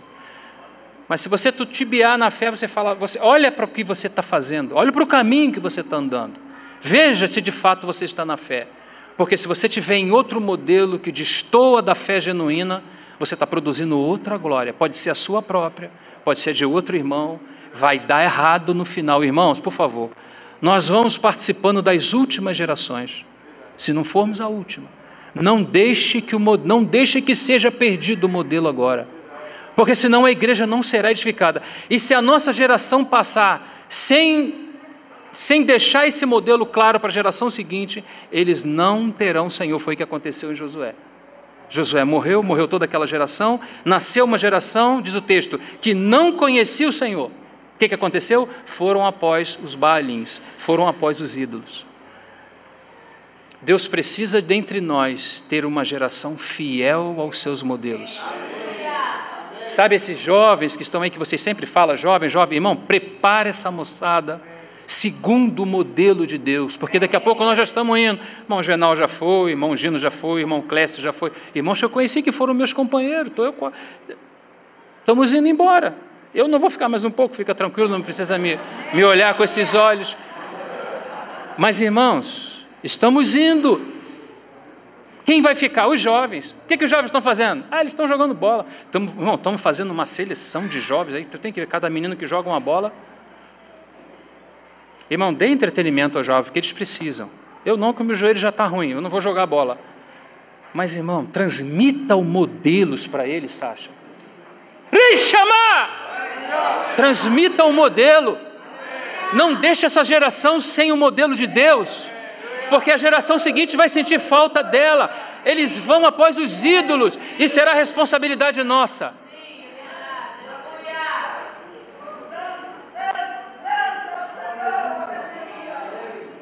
O modelo de Deus. Há um modelo, irmãos. Não distraia, não vá atrás de coisas. Estão fazendo coisas, você vê na internet os vídeos, o que os irmãos estão fazendo. A igreja está mergulhando, irmãos, num processo que ela já entrou há muito tempo.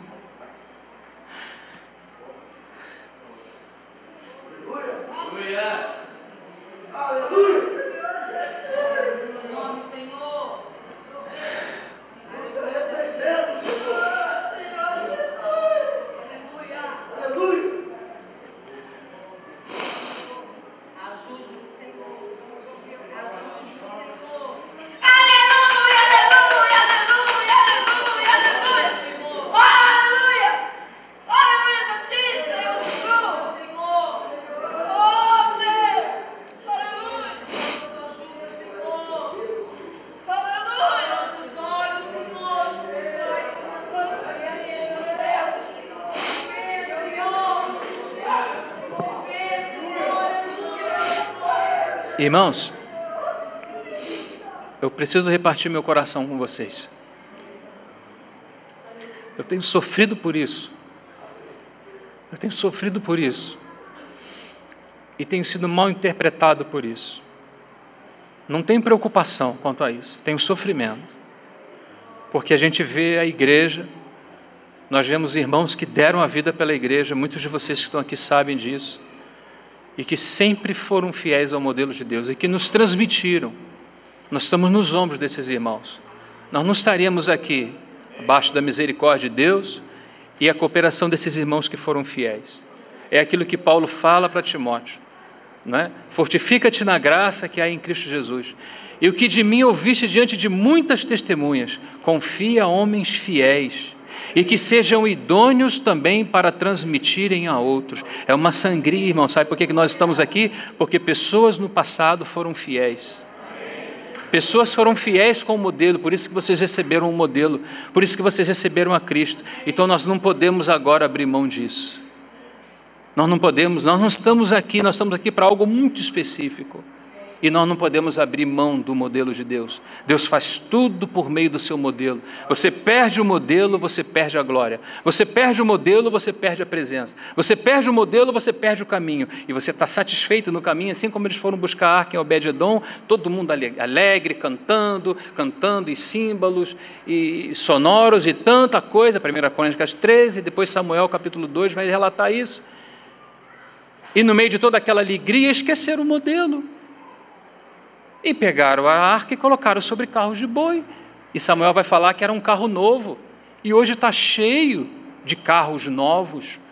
E estamos deixando a arca, ao invés de ficar sobre os ombros do levita, estamos colocando em carros novos. Tudo está relacionado ao modelo. Existe um modelo de cultuar, irmãos. Existe um modelo de andar. Existe um modelo de viver. Tudo está modelado por aquela figura, por aquela vara de medir de Deus, o Senhor Jesus. Por isso que Ele fala para andar em espírito, por isso que Ele fala para servir em espírito, por isso que Ele fala para adorar em espírito, que é mais do que falar, é mais do que verbalizar, é uma posição diante de Deus. Isso é um modelo. A igreja entra em apostasia, não sente mais nada, a gente precisa inventar umas coisas e contamina o modelo de Deus. Não vai ter glória no final do trabalho. Imagina, a gente trabalha tanto, e a gente está aqui falando, obrigado, Senhor, pelos irmãos que estão trabalhando, obrigado por isso, obrigado por aquilo, obrigado.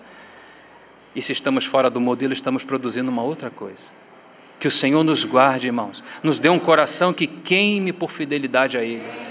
Irmão, não preocupa com você, preocupa com o modelo. Põe os olhos no modelo de Deus e não permita que isso se esvaia. Porque se isso foi embora, irmão, foi a glória da casa. Foi-se a glória da casa. Que o Senhor nos ajude.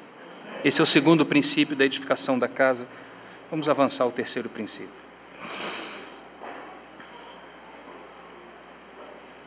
Versículo 10 diz: também me farão uma arca de madeira de acácia ou de cetim. O seu comprimento será de 2 côvados e meio, a sua largura de 1 côvado e meio, e de 1 côvado e meio a sua altura. Aqui está um ponto interessante que o Senhor pede para que esse móvel tão importante seja feito pelo povo de Deus. Só que esse móvel representa Cristo. E como vamos reproduzir a Cristo na casa? Não é disso que ele está falando, não é a reprodução de Cristo no sentido de fazer a Cristo, mas é a reprodução de Cristo no sentido de formar na igreja, de cooperar com o Espírito para que a arca, Cristo, possa ser formado no corpo de Cristo. O nosso chamamento tem como terceiro princípio da edificação da casa, trabalharmos com a consciência de que estamos produzindo a Cristo para o corpo de Cristo. O corpo de Cristo, amados irmãos, ele não é edificado com brincadeira. O corpo de Cristo não é edificado com palavras soltas ao ar. O corpo de Cristo nem sequer é edificado quando nós estamos sentados numa roda, mas falando de algo em que Cristo não é a centralidade. O corpo de Cristo é edificado quando nos levantamos na graça e pelo Espírito ministramos ao corpo de Cristo aquilo que temos dele. O que foi gerado em você dele é que o Espírito utiliza para produzir efeito no outro. O que sai de Cristo é o que edifica o seu irmão. O que não sai de Cristo é obra nossa própria. Então o texto está muito claro para nós. E farão, novamente no plural, mas trazendo essa ideia de que Cristo é formado no corpo de Cristo através da instrumentalidade dos santos. Lembra do assunto, como foi mencionado aqui, da obra do ministério? Não é? No capítulo 68 foi Cláudio que mencionou, no capítulo 68 de Salmos, diz que ele recebeu dons. No capítulo 4 de Efésios, ele deu dons aos homens. Não é? Então ele recebe os dons no capítulo 68, que é um salmo davídico, um salmo messiânico, e ele mesmo, o Filho, é quem distribui, porque ele é apóstolo, profeta, evangelista, pastor e mestre. E qual é a finalidade disso? Para o aperfeiçoamento dos santos. Então, nós temos que ser treinados, e não é treinar a mente, é a vida, porque somente vai edificar a igreja aquilo que é próprio de Cristo. É o que sai da arca, é o que vai edificar o teu irmão. É aquilo que vem de Cristo, é aquilo que edifica a igreja. As nossas ideias, nossas filosofias, os nossos assuntos, isso não edifica. Que possamos também termos uma geração forte, com esse entendimento. Meu irmão não precisa da minha conversa, meu irmão não precisa nem das minhas experiências. Eu convivi muitos anos com um irmão que vocês conheceram, alguns de vocês, o irmão Gino, foram pelo menos 30 anos. Esse irmão conhecia coisas que vocês não imaginam. Eu tive acesso, Clécio também, e a gente sabia o que ele conhecia. O Gino ministrou nessa terra talvez 10%, se chegou a isso, do que ele conhecia. Tem livros, inúmeros livros, vocês conhecem, talvez tenha ministrado no máximo 10%. Ele conhecia coisas porque eu sabia, mas ele não falava nada do que ele tinha intelectualmente. Ele simplesmente confiava na graça, confiava no Espírito, porque ele sabia que só edificaria os irmãos aquilo que viesse do Espírito. Não é? Para que esse versículo pudesse ser cumprido, nós cooperamos com a formação da arca no corpo de Cristo, ou seja, cooperamos com o corpo de Cristo, manifestando aos nossos irmãos as porções que temos dele. Amém? Todos nós temos de Cristo, amém? Uns em porção maiores, outros em porção menores, mas todos temos. Às vezes a gente não tem um coração disposto a servir, porque vai passar por a cruz e por alguns outros processos. Mas todos nós temos algo de Cristo. Todos nós. Bendito seja o Senhor. Terceiro princípio, vamos seguir o quarto e já vamos terminando. Quando eu costumo falar vamos terminando, eu falo 3 ou 4 vezes, acho que essa é a primeira. Mas vamos sim, vamos seguindo aqui. E cobri-la-ás de ouro puro, versículo 11, e cobri-la-ás de ouro puro por dentro e por fora. Essa é a casa que Deus nos chamou para edificar. Lembram disso, meus irmãos?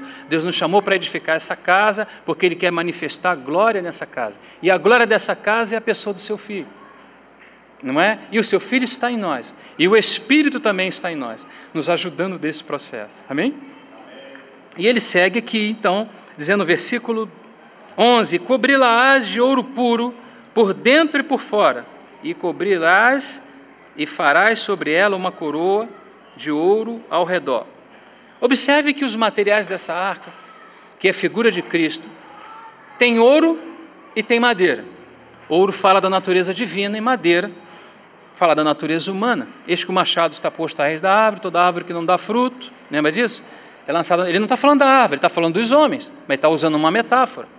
Então a árvore sempre representa o homem. Aquele também que Jesus curou, tocou seus olhos, lembra? Ele via homens como árvores. A árvore fala da natureza humana.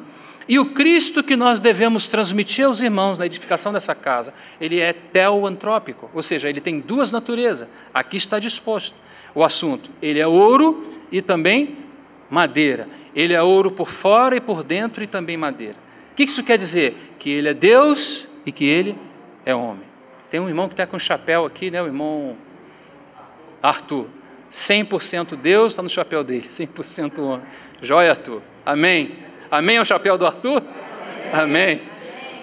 Então, esse é o Deus que tem essas características. No princípio era o verbo, é um princípio que não tem começo de dias, não é um princípio no tempo, é um princípio atemporal, não é? É onde os russelitas pegam e falam assim, está vendo, ele foi criado no princípio, ele nem sequer foi criado, ele foi gerado.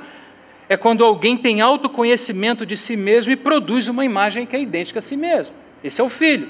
Se você olhar para você, você produz também uma imagem, mas não é muito daquilo que Deus vê. Fala, não, essa aqui é a melhor imagem que você já viu, verdade? A gente faz isso, Deus não. Deus, por ser onisciente, ele tem uma imagem exata daquilo que ele é. Então, quando ele olha para si, quando ele faz o autoconhecimento de si mesmo, ele gera uma imagem de quem ele é, e essa imagem é o Filho. Por isso que o Filho sai de dentro de Deus e é quem, na verdade, o pode revelar. Essa imagem de Cristo é a imagem que revela o próprio Deus. Então, ele é gerado, ser gerado não é ser criado. E o texto diz que no princípio, em arché, diz no grego, né, em arché diz no princípio era o verbo. Isso está falando do tempo em que o verbo estava. No princípio era o verbo e o verbo estava com Deus. Está falando agora de que ele estava, se Deus é eterno, então o verbo estava na eternidade com Deus. E não somente isso, estava também no sentido da coinerência, porque Deus está no Filho e o Filho está em Deus. Então há um mistério que é chamado de pericorese, onde ora você vê o Pai, ora você vê o Filho, ora você vê o Espírito, e na verdade você não tem como controlar e nem entender bem isso, porque ora manifesta um, ora manifesta outro. Por exemplo, quando Cristo é chamado, quando a Bíblia chama o Espírito de Cristo, você não sabe se é o Espírito Santo ou se é o Espírito de Cristo mesmo, por causa da pericorese. Então, é esse mistério do Deus a quem servimos e do Deus a quem transmitimos, essa é a diferença dos maitreias e das demais manifestações que acontecem por aí. O Deus que nós transmitimos aos nossos irmãos é o Deus que está na eternidade, que está na Trindade, que está com o Pai, que está no Espírito, e mais do que isso. E Deus era o verbo, termina o assunto. No princípio era o verbo estava com Deus, e Deus era o verbo. No grego você tem a frase final invertida. E Deus era o verbo. Ele é o verdadeiro Deus e a vida eterna. Amém? Quem é que você está transmitindo para o seu irmão? Não seria um grande prazer transmitir a Deus para o seu irmão? Essas são as características da arca. Uma arca que tem. E depois no versículo 14 você vai ver, e tabernaculou-se entre nós, é o aspecto de madeira. Então a arca tem dois tipos de material: ouro, natureza divina, não é? E madeira, natureza humana, teoantrópico. Assim é o Deus que precisa ser transmitido aos irmãos. Não é uma filosofia, não é um pensamento, não é um sentimento. É o Deus ouro e madeira. É o Deus que tem natureza divina e natureza humana. É o Deus que vocês vão ver quando vocês chegarem por lá. Sabia que vocês vão ver a Deus? Vocês estão achando que vão ver uma aparição fantasmagórica? Vocês acham que vocês vão ver uma luz? Quem vocês vão ver? Existe um homem na glória. Existe um homem na glória. O mesmo Deus é também o mesmo homem. Acho que você vai chegar lá e dar um abraço nele, verdade? Vai ter uma fila grande, mas lá não vai ter fila também, né, irmão? Não acredito. Está com o nosso irmão mais velho. Como diz Apocalipse, né? Como diz Apocalipse, uma grande mesa vai ser disposta e todos vamos estar lá. Os que partiram, irmãos, também vão estar lá em Cristo. Vamos nos rever novamente. E diz que apagará dos nossos olhos toda a lágrima. Não haverá mais sofrimento, não haverá mais pecado. Vale a pena, irmãos, vale a pena. Amém? Vale a pena nos manter firmes, vale a pena perseverar, vale a pena. Amém?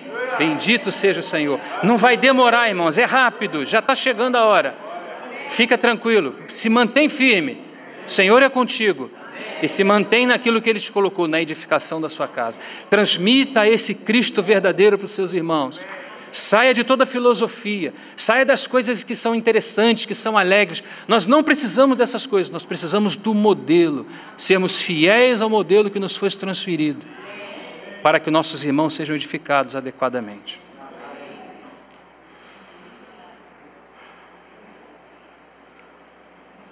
Versículo 12: fundirás para ela 4 argolas, está falando da arca, de ouro, e as porás nos 4 cantos dela, 2 argolas num lado dela e 2 argolas do outro lado. Então a arca vai ter que ter 4 argolas de ouro, uma em cada lado.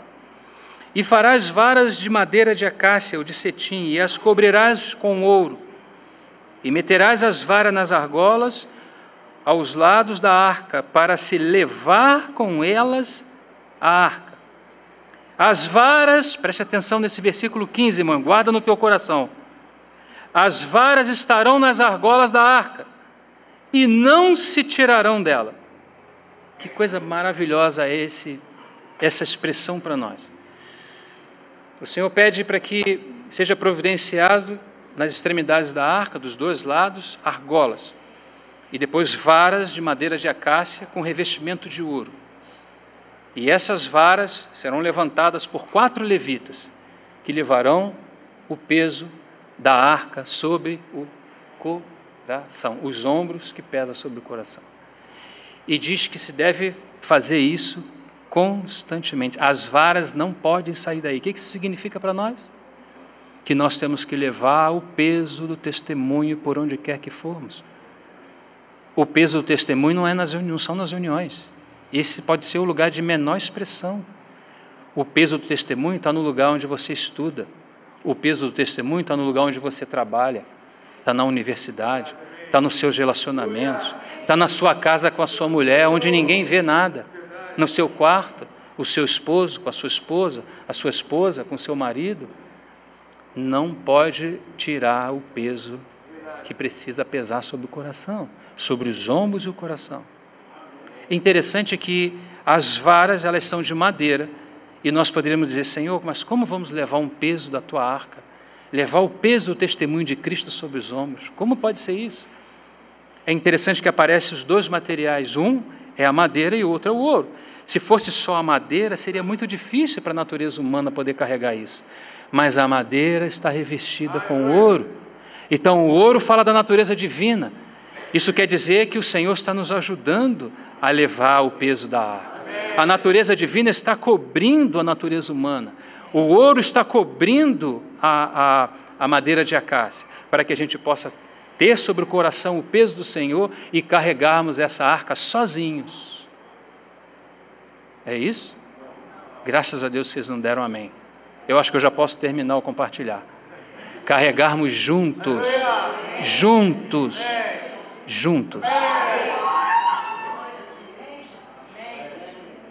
Tem que carregar junto.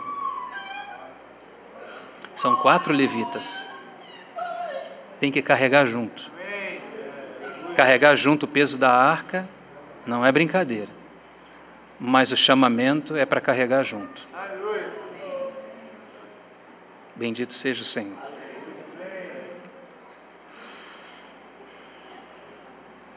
Versículo 16: depois porás na arca do testemunho, que eu te darei, depois porás na arca o testemunho, está vendo a gente ler errado?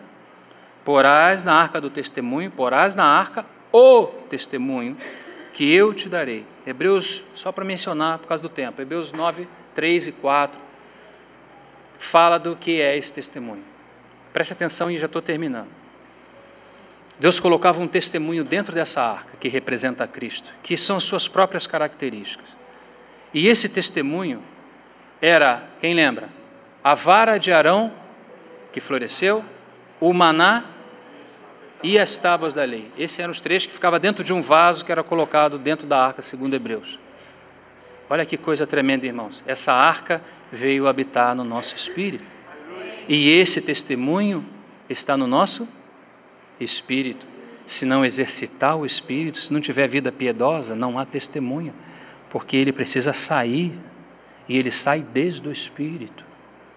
Agora preste atenção numa coisa, você sabe que o espírito humano tem 3 funções: comunhão, intuição e o quê? E consciência. Os testemunhos que foram colocados no nosso espírito se relacionam com aquilo que nós temos como funções. O Senhor não colocou essas 3 funções no espírito à toa. Essas 3 funções que o Senhor colocou é para se relacionar com os 3 testemunhos que estão dentro da arca. Então vamos relacionar. Comunhão, a função de comunhão com o Espírito deve se relacionar com o que da arca? Com o que? Comunhão com o maná. Sim ou não? Comunhão não fala de alimento? Não é o maná? Sim, ok. Qual a outra ação do Espírito? Intuição se relaciona com a vara de Arão que floresceu, porque fala de ressurreição. Já viu quando você quer ir num lugar, você ora diante do Senhor, você é uma pessoa que anda em espírito, e você percebe alguma coisa que o Senhor fala para você, não vai. E você acorda disposto a fazer alguma coisa. Quem não anda no espírito vai olhar para o bolso, fala, bom, eu tenho dinheiro, eu boto gasolina e vou. Quem anda no espírito vai buscar o Senhor para saber se deve ir de fato ou não, para saber se deve pregar isso ou não, para saber se deve cantar esse cântico ou não. Você sabia que não se pode cantar qualquer cântico? Você sabia que não pode se cheirar o que sai daqui? Você sabia disso? Quem faz isso aqui precisa ser como cheiro suave às narinas dele. Se você faz uma coisa, se você toca uma canção porque você gosta, é você que está cheirando essa oferta. Isso não é uma coisa boa. Então a intuição se relaciona com o quê? Da arca, com a vara de Arão que florescer. E a consciência no espírito se relaciona com as tábuas da lei. Você vê, irmão? Então quando temos comunhão, ou seja, quando volta novamente o que o Gabriel falou desde o início. Quando temos comunhão no maná, porque estamos no Espírito, nos voltamos para o Senhor, em comunhão com o Senhor, seja no seu quarto, seja onde for, sempre, irmão, guarde esse princípio, vai louvar, guarde esse princípio, vai cantar, guarde esse princípio, vai fazer qualquer coisa, guarde esse princípio. Andar no Espírito é muito prático, mas desde que se saiba como fazer isso. Se volte para o Senhor, a arca está no seu Espírito e está tudo conectado. A vara de Arão que floresceu está conectado com a sua intuição, não é? O maná está conectado com a sua comunhão, com a sua função de comunhão. E o que mais? E o que mais? As tábuas da lei está conectado com a sua consciência. Então, quando eu me alimento na comunhão, não é? Quando eu me alimento na comunhão, quando tenho comunhão também na palavra, porque as tábuas da lei são as orientações de Deus para nós. Então, quando eu tenho contato com a palavra começa a encher a minha própria consciência, eu começo a ser alimentado pelo maná, que também está na arca, e começo a viver a vida de ressurreição. Não se pode viver a vida de ressurreição sem o exercício da piedade, o exercício da vida do Espírito. Vida do Espírito, irmão, viver no Espírito não é coisa de falar coisas da mente, irmão, não tem nada disso. Ou a gente se volta ao Espírito, onde Deus habita, e fica aí com Ele, ou você nunca vai perceber o Senhor como Ele gostaria que você percebesse. A direção, a orientação, a vida e tudo aquilo que a gente precisa vem desse lugar, do Espírito. Esse é o lugar que Deus colocou o testemunho. É esse o testemunho do tema de vocês. Costurar as redes e para um bom testemunho. Se não andar em Espírito, irmão, pode até costurar a rede, mas não há testemunho. O Espírito vai nos levar a costurar a rede e o Espírito vai nos ensinar a andar nele, para que a gente seja edificado nele, para a glória do seu próprio nome. Último texto e eu termino. Também farás propiciatório de ouro puro. O seu comprimento será de 2,5 côvados, a sua largura de 1,5 côvado. Farás também querubins de ouro batido farás nas suas extremidades do propiciatório. Até aqui vou fazer um pequeno comentário. O propiciatório é muito providencial aparecer nessa hora, porque o propiciatório ele fala de julgamento. E graças ao Senhor que Deus não deu apenas para a gente encargos, não é? Deus providenciou tudo que é necessário para que os encargos sejam executados na nossa vida. Entende isso, irmão? Até então, o Senhor só vem pedindo, faz isso, faz isso, faz isso. Mas agora aparece o propiciatório. O propiciatório é Deus falando com a gente, eu já fiz tudo. O sangue já está sobre o propiciatório. O propiciatório fala da obra de Cristo, o sangue que Ele derramou para que a gente fosse aceito diante de Deus. Sem o propiciatório nós não seríamos aceitos diante de Deus. Então, graças ao Senhor pelo propiciatório. Quando você entra na presença de Deus, o sumo sacerdote precisava fazer isso com sangue, lembram disso? Ele precisa entrar na presença de Deus onde está a arca, no Santíssimo, e ele precisava fazer isso com sangue. O que aconteceria se ele não tivesse sangue? Ele era fulminado. Mas, provavelmente, o sangue do serviço anterior, do ano anterior, porque os sacerdotes faziam um turno de 15 dias, mas o sumo sacerdote uma vez por ano. Então, o sangue anterior daquele sumo sacerdote já devia estar ali, por exemplo, hemolizado, já estava naquela condição, endurecido, e ele precisava entrar para colocar o sangue sobre o propiciatório para que ele pudesse servir. Toda vez, irmãos, que vamos servir na casa, temos que ter consciência de que precisa ser na base do sangue que está sobre o propiciatório. Não entramos na presença de Deus, irmãos, de nenhuma outra forma que não seja pelo sangue. O sangue é o único elemento que nos permite entrar na presença de Deus sem não sermos fulminados. Ninguém entra naquele ambiente porque tem 1,80 m, porque é de uma família nobre, porque é hebreu dos hebreus. Não. Só se entra ali pelo sangue. E quando o sacerdote entrava, ele entrava não com o incensário, ele entrava com o incensário e não com o altar do incenso, como erroneamente aparece na nossa tradução atualizada, no capítulo 9 de Hebreus. Porque o altar do incenso ficava no santo lugar. E o incensário, o altar do incenso era a base, e o incensário é que ficava sobre. Então ele pegava aquilo e ele ia incensando aquela fumaça, nossos irmãos cantaram aqui, né? O que a fumaça me esconde, só os seus olhos me veem. Ele entrava com aquela fumaceira, acredito eu que provavelmente, porque ele precisava ter tempo de colocar o sangue sobre o propiciatório, senão ele podia morrer rapidamente. E ele entrava batendo os seus sininhos, o pessoal está de fora ouvindo, porque o serviço tem um sino, nós vamos falar em outra reunião sobre esse sino. Ele vai avançando sobre os efeitos daquela fumaça. Nós sabemos que essa fumaça, esse incenso, é o quê? São as orações dos santos. É como se ele pedisse misericórdia a Deus para que desse tempo dele chegar até aquele local e colocar o sangue. Porque ali há querubins nas extremidades. E os querubins, eles são guardiães da santidade de Deus. Sabe por que Adão não pôde entrar mais no paraíso? Porque ele colocou querubins na entrada, para que ele não entrasse, comesse da árvore e vivesse eternamente. Os querubins são colocados aí. Você vai ver em vários lugares os querubins sendo colocados como guardiões. Não que Deus precisa de guardiões, mas Ele coloca criaturas para representá-lo. E no caso os querubins estão representando dessa forma. E ali estão os querubins. E eles estão nas extremidades. E dentro nós já vemos que existem as tábuas da lei, além da vara de Arão e além do maná. Existem as varas da lei as tábuas da lei, e os querubins estão voltados para o centro da arca.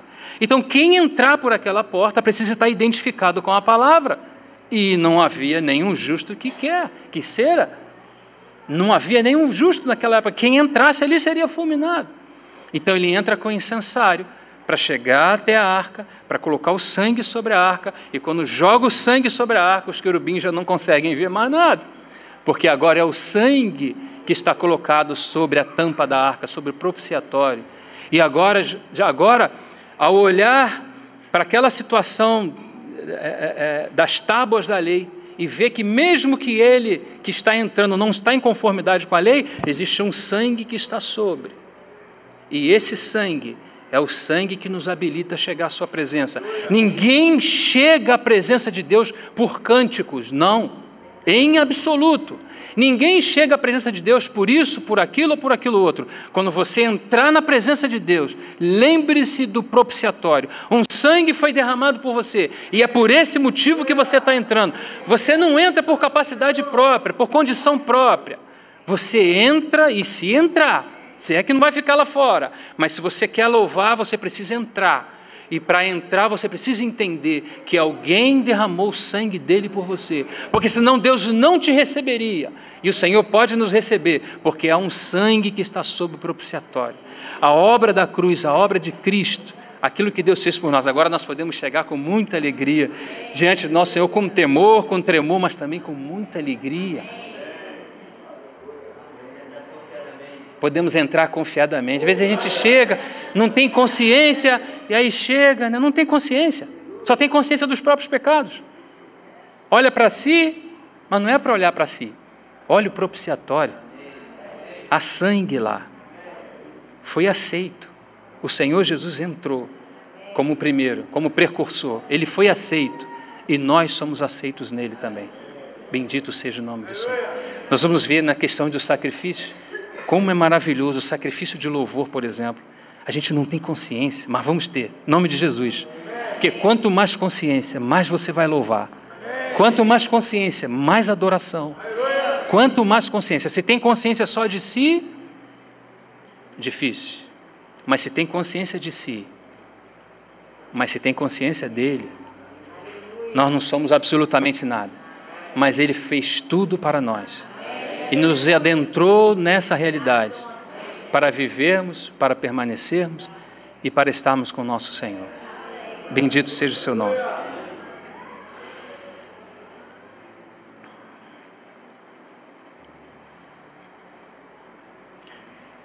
O Senhor disse, vamos ler o texto, é o último texto. Versículo 20, os querubins estarão as suas asas estendidas por cima, cobrindo com as suas asas o propiciatório.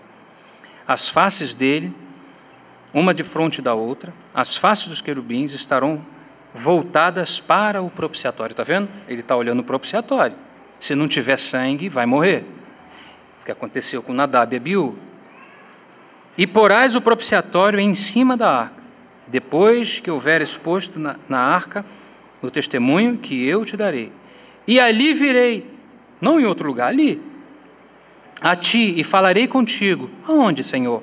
De cima do propiciatório, do meio dos querubins, que estão sobre a arca do testemunho, tudo o que eu ordenar para os filhos de Israel. Era interessante o fato de Deus estabelecer essa ordem de falar entre as asas do querubim sobre o propiciatório. Isso nos fala muito.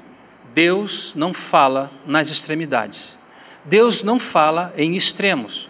Quando a gente começa a observar pessoas que começam a entrar em extremidades, porque assim, o corpo de Cristo ele é extremamente saudável. Quando as pessoas não estiverem concordando com você, muito provavelmente você esteja errado. Muito provavelmente. São raras exceções, podem acontecer também, mas são raras. Se tivermos pessoas maduras entre nós e elas estiverem discordando de nós, provavelmente em alguma coisa estamos errados. Deus não fala nas extremidades. Deus fala debaixo das asas do querubim sobre o propiciatório. Ele fala num lugar de equilíbrio. Ele não fala nos extremos. Ele fala na graça. Dá para entender isso? Ele pode falar para uma criança, pode falar para um jovem, ele pode usar muitas formas de falar. Sempre vai falar pelo filho. Falou antigamente, né? Falou em outras épocas, falou num contexto diferente. Hoje nos fala num contexto diferente do Antigo Testamento, porque hoje nos fala pelo filho, na instrumentalidade de algum irmão, na instrumentalidade de alguém, mas nos fala. Porém, sempre nos fala num ponto de equilíbrio. Precisamos ser treinados para ouvir a voz de Deus, não nos extremos, porque se algum de nós começar a ir para uma extremidade, se nós não tivermos essa sensibilidade no espírito, todos vamos caminhando para o mesmo caminho da extremidade. Temos que ter maturidade para dizer, irmão, irmã, esse não é o caminho que o Senhor estabeleceu para nós. O caminho que o Senhor estabeleceu para nós é aquela vara de medir que está bem no centro, em cima do propiciatório, debaixo das asas dos querubins. Os querubins estão fazendo a proteção dos extremos. o Senhor não fala nem através de um querubim, nem através do outro. Ele fala sobre as asas e sobre o propiciatório. Irmãos, a palavra de Cristo que nos edifica, ela sempre é uma palavra muito equilibrada, porque Cristo, o elemento de Deus, a edificação de Deus, é uma pessoa extremamente equilibrada. O equilíbrio pode ser representado numa balança que nós podemos chamar de Cristo Jesus. Cristo é alguém equilibrado. Todo desequilíbrio na casa de Deus precisa haver cuidado. Amém? Precisamos voltar para o modelo para ver o que está ocasionando aquele desequilíbrio. E não irmos atrás daquele desequilíbrio. Às vezes, vou dar um exemplo prático. Nós vemos alguma coisa na internet que funciona muito para alguns irmãos e queremos importar esse modelo. Não vai funcionar para nós, porque não somos nós que implementamos modelos na casa de Deus. Ela já tem um modelo e Deus está nos treinando dentro desse modelo. Não precisa importar modelo de fora. Nossa, os irmãos estão fazendo uma coisa assim, acontece coisas por lá, você já viu isso? Irmão, não vai atrás de outras coisas. Fique em Cristo, fique no Espírito, fique no lugar de testemunho, fique no lugar ouvindo o Senhor atentamente a sua voz. E onde é que Ele fala? Não nas extremidades, sob o propiciatório, debaixo das asas dos querubins. A graça, a palavra da graça, a palavra da verdade, a palavra do modelo de Deus precisa ser suada aos nossos ouvidos, com muita clareza, para que quando a gente veja qualquer desequilíbrio, fale, não, isso não pertence ao Senhor. Por quê? Porque o Senhor não fala nos extremos, Ele fala no ponto de equilíbrio. E quem é esse ponto de equilíbrio? É o nosso Senhor. Fique de pé, vamos orar para você descansar suas pernas. Obrigado pela paciência. Bendito seja o Senhor.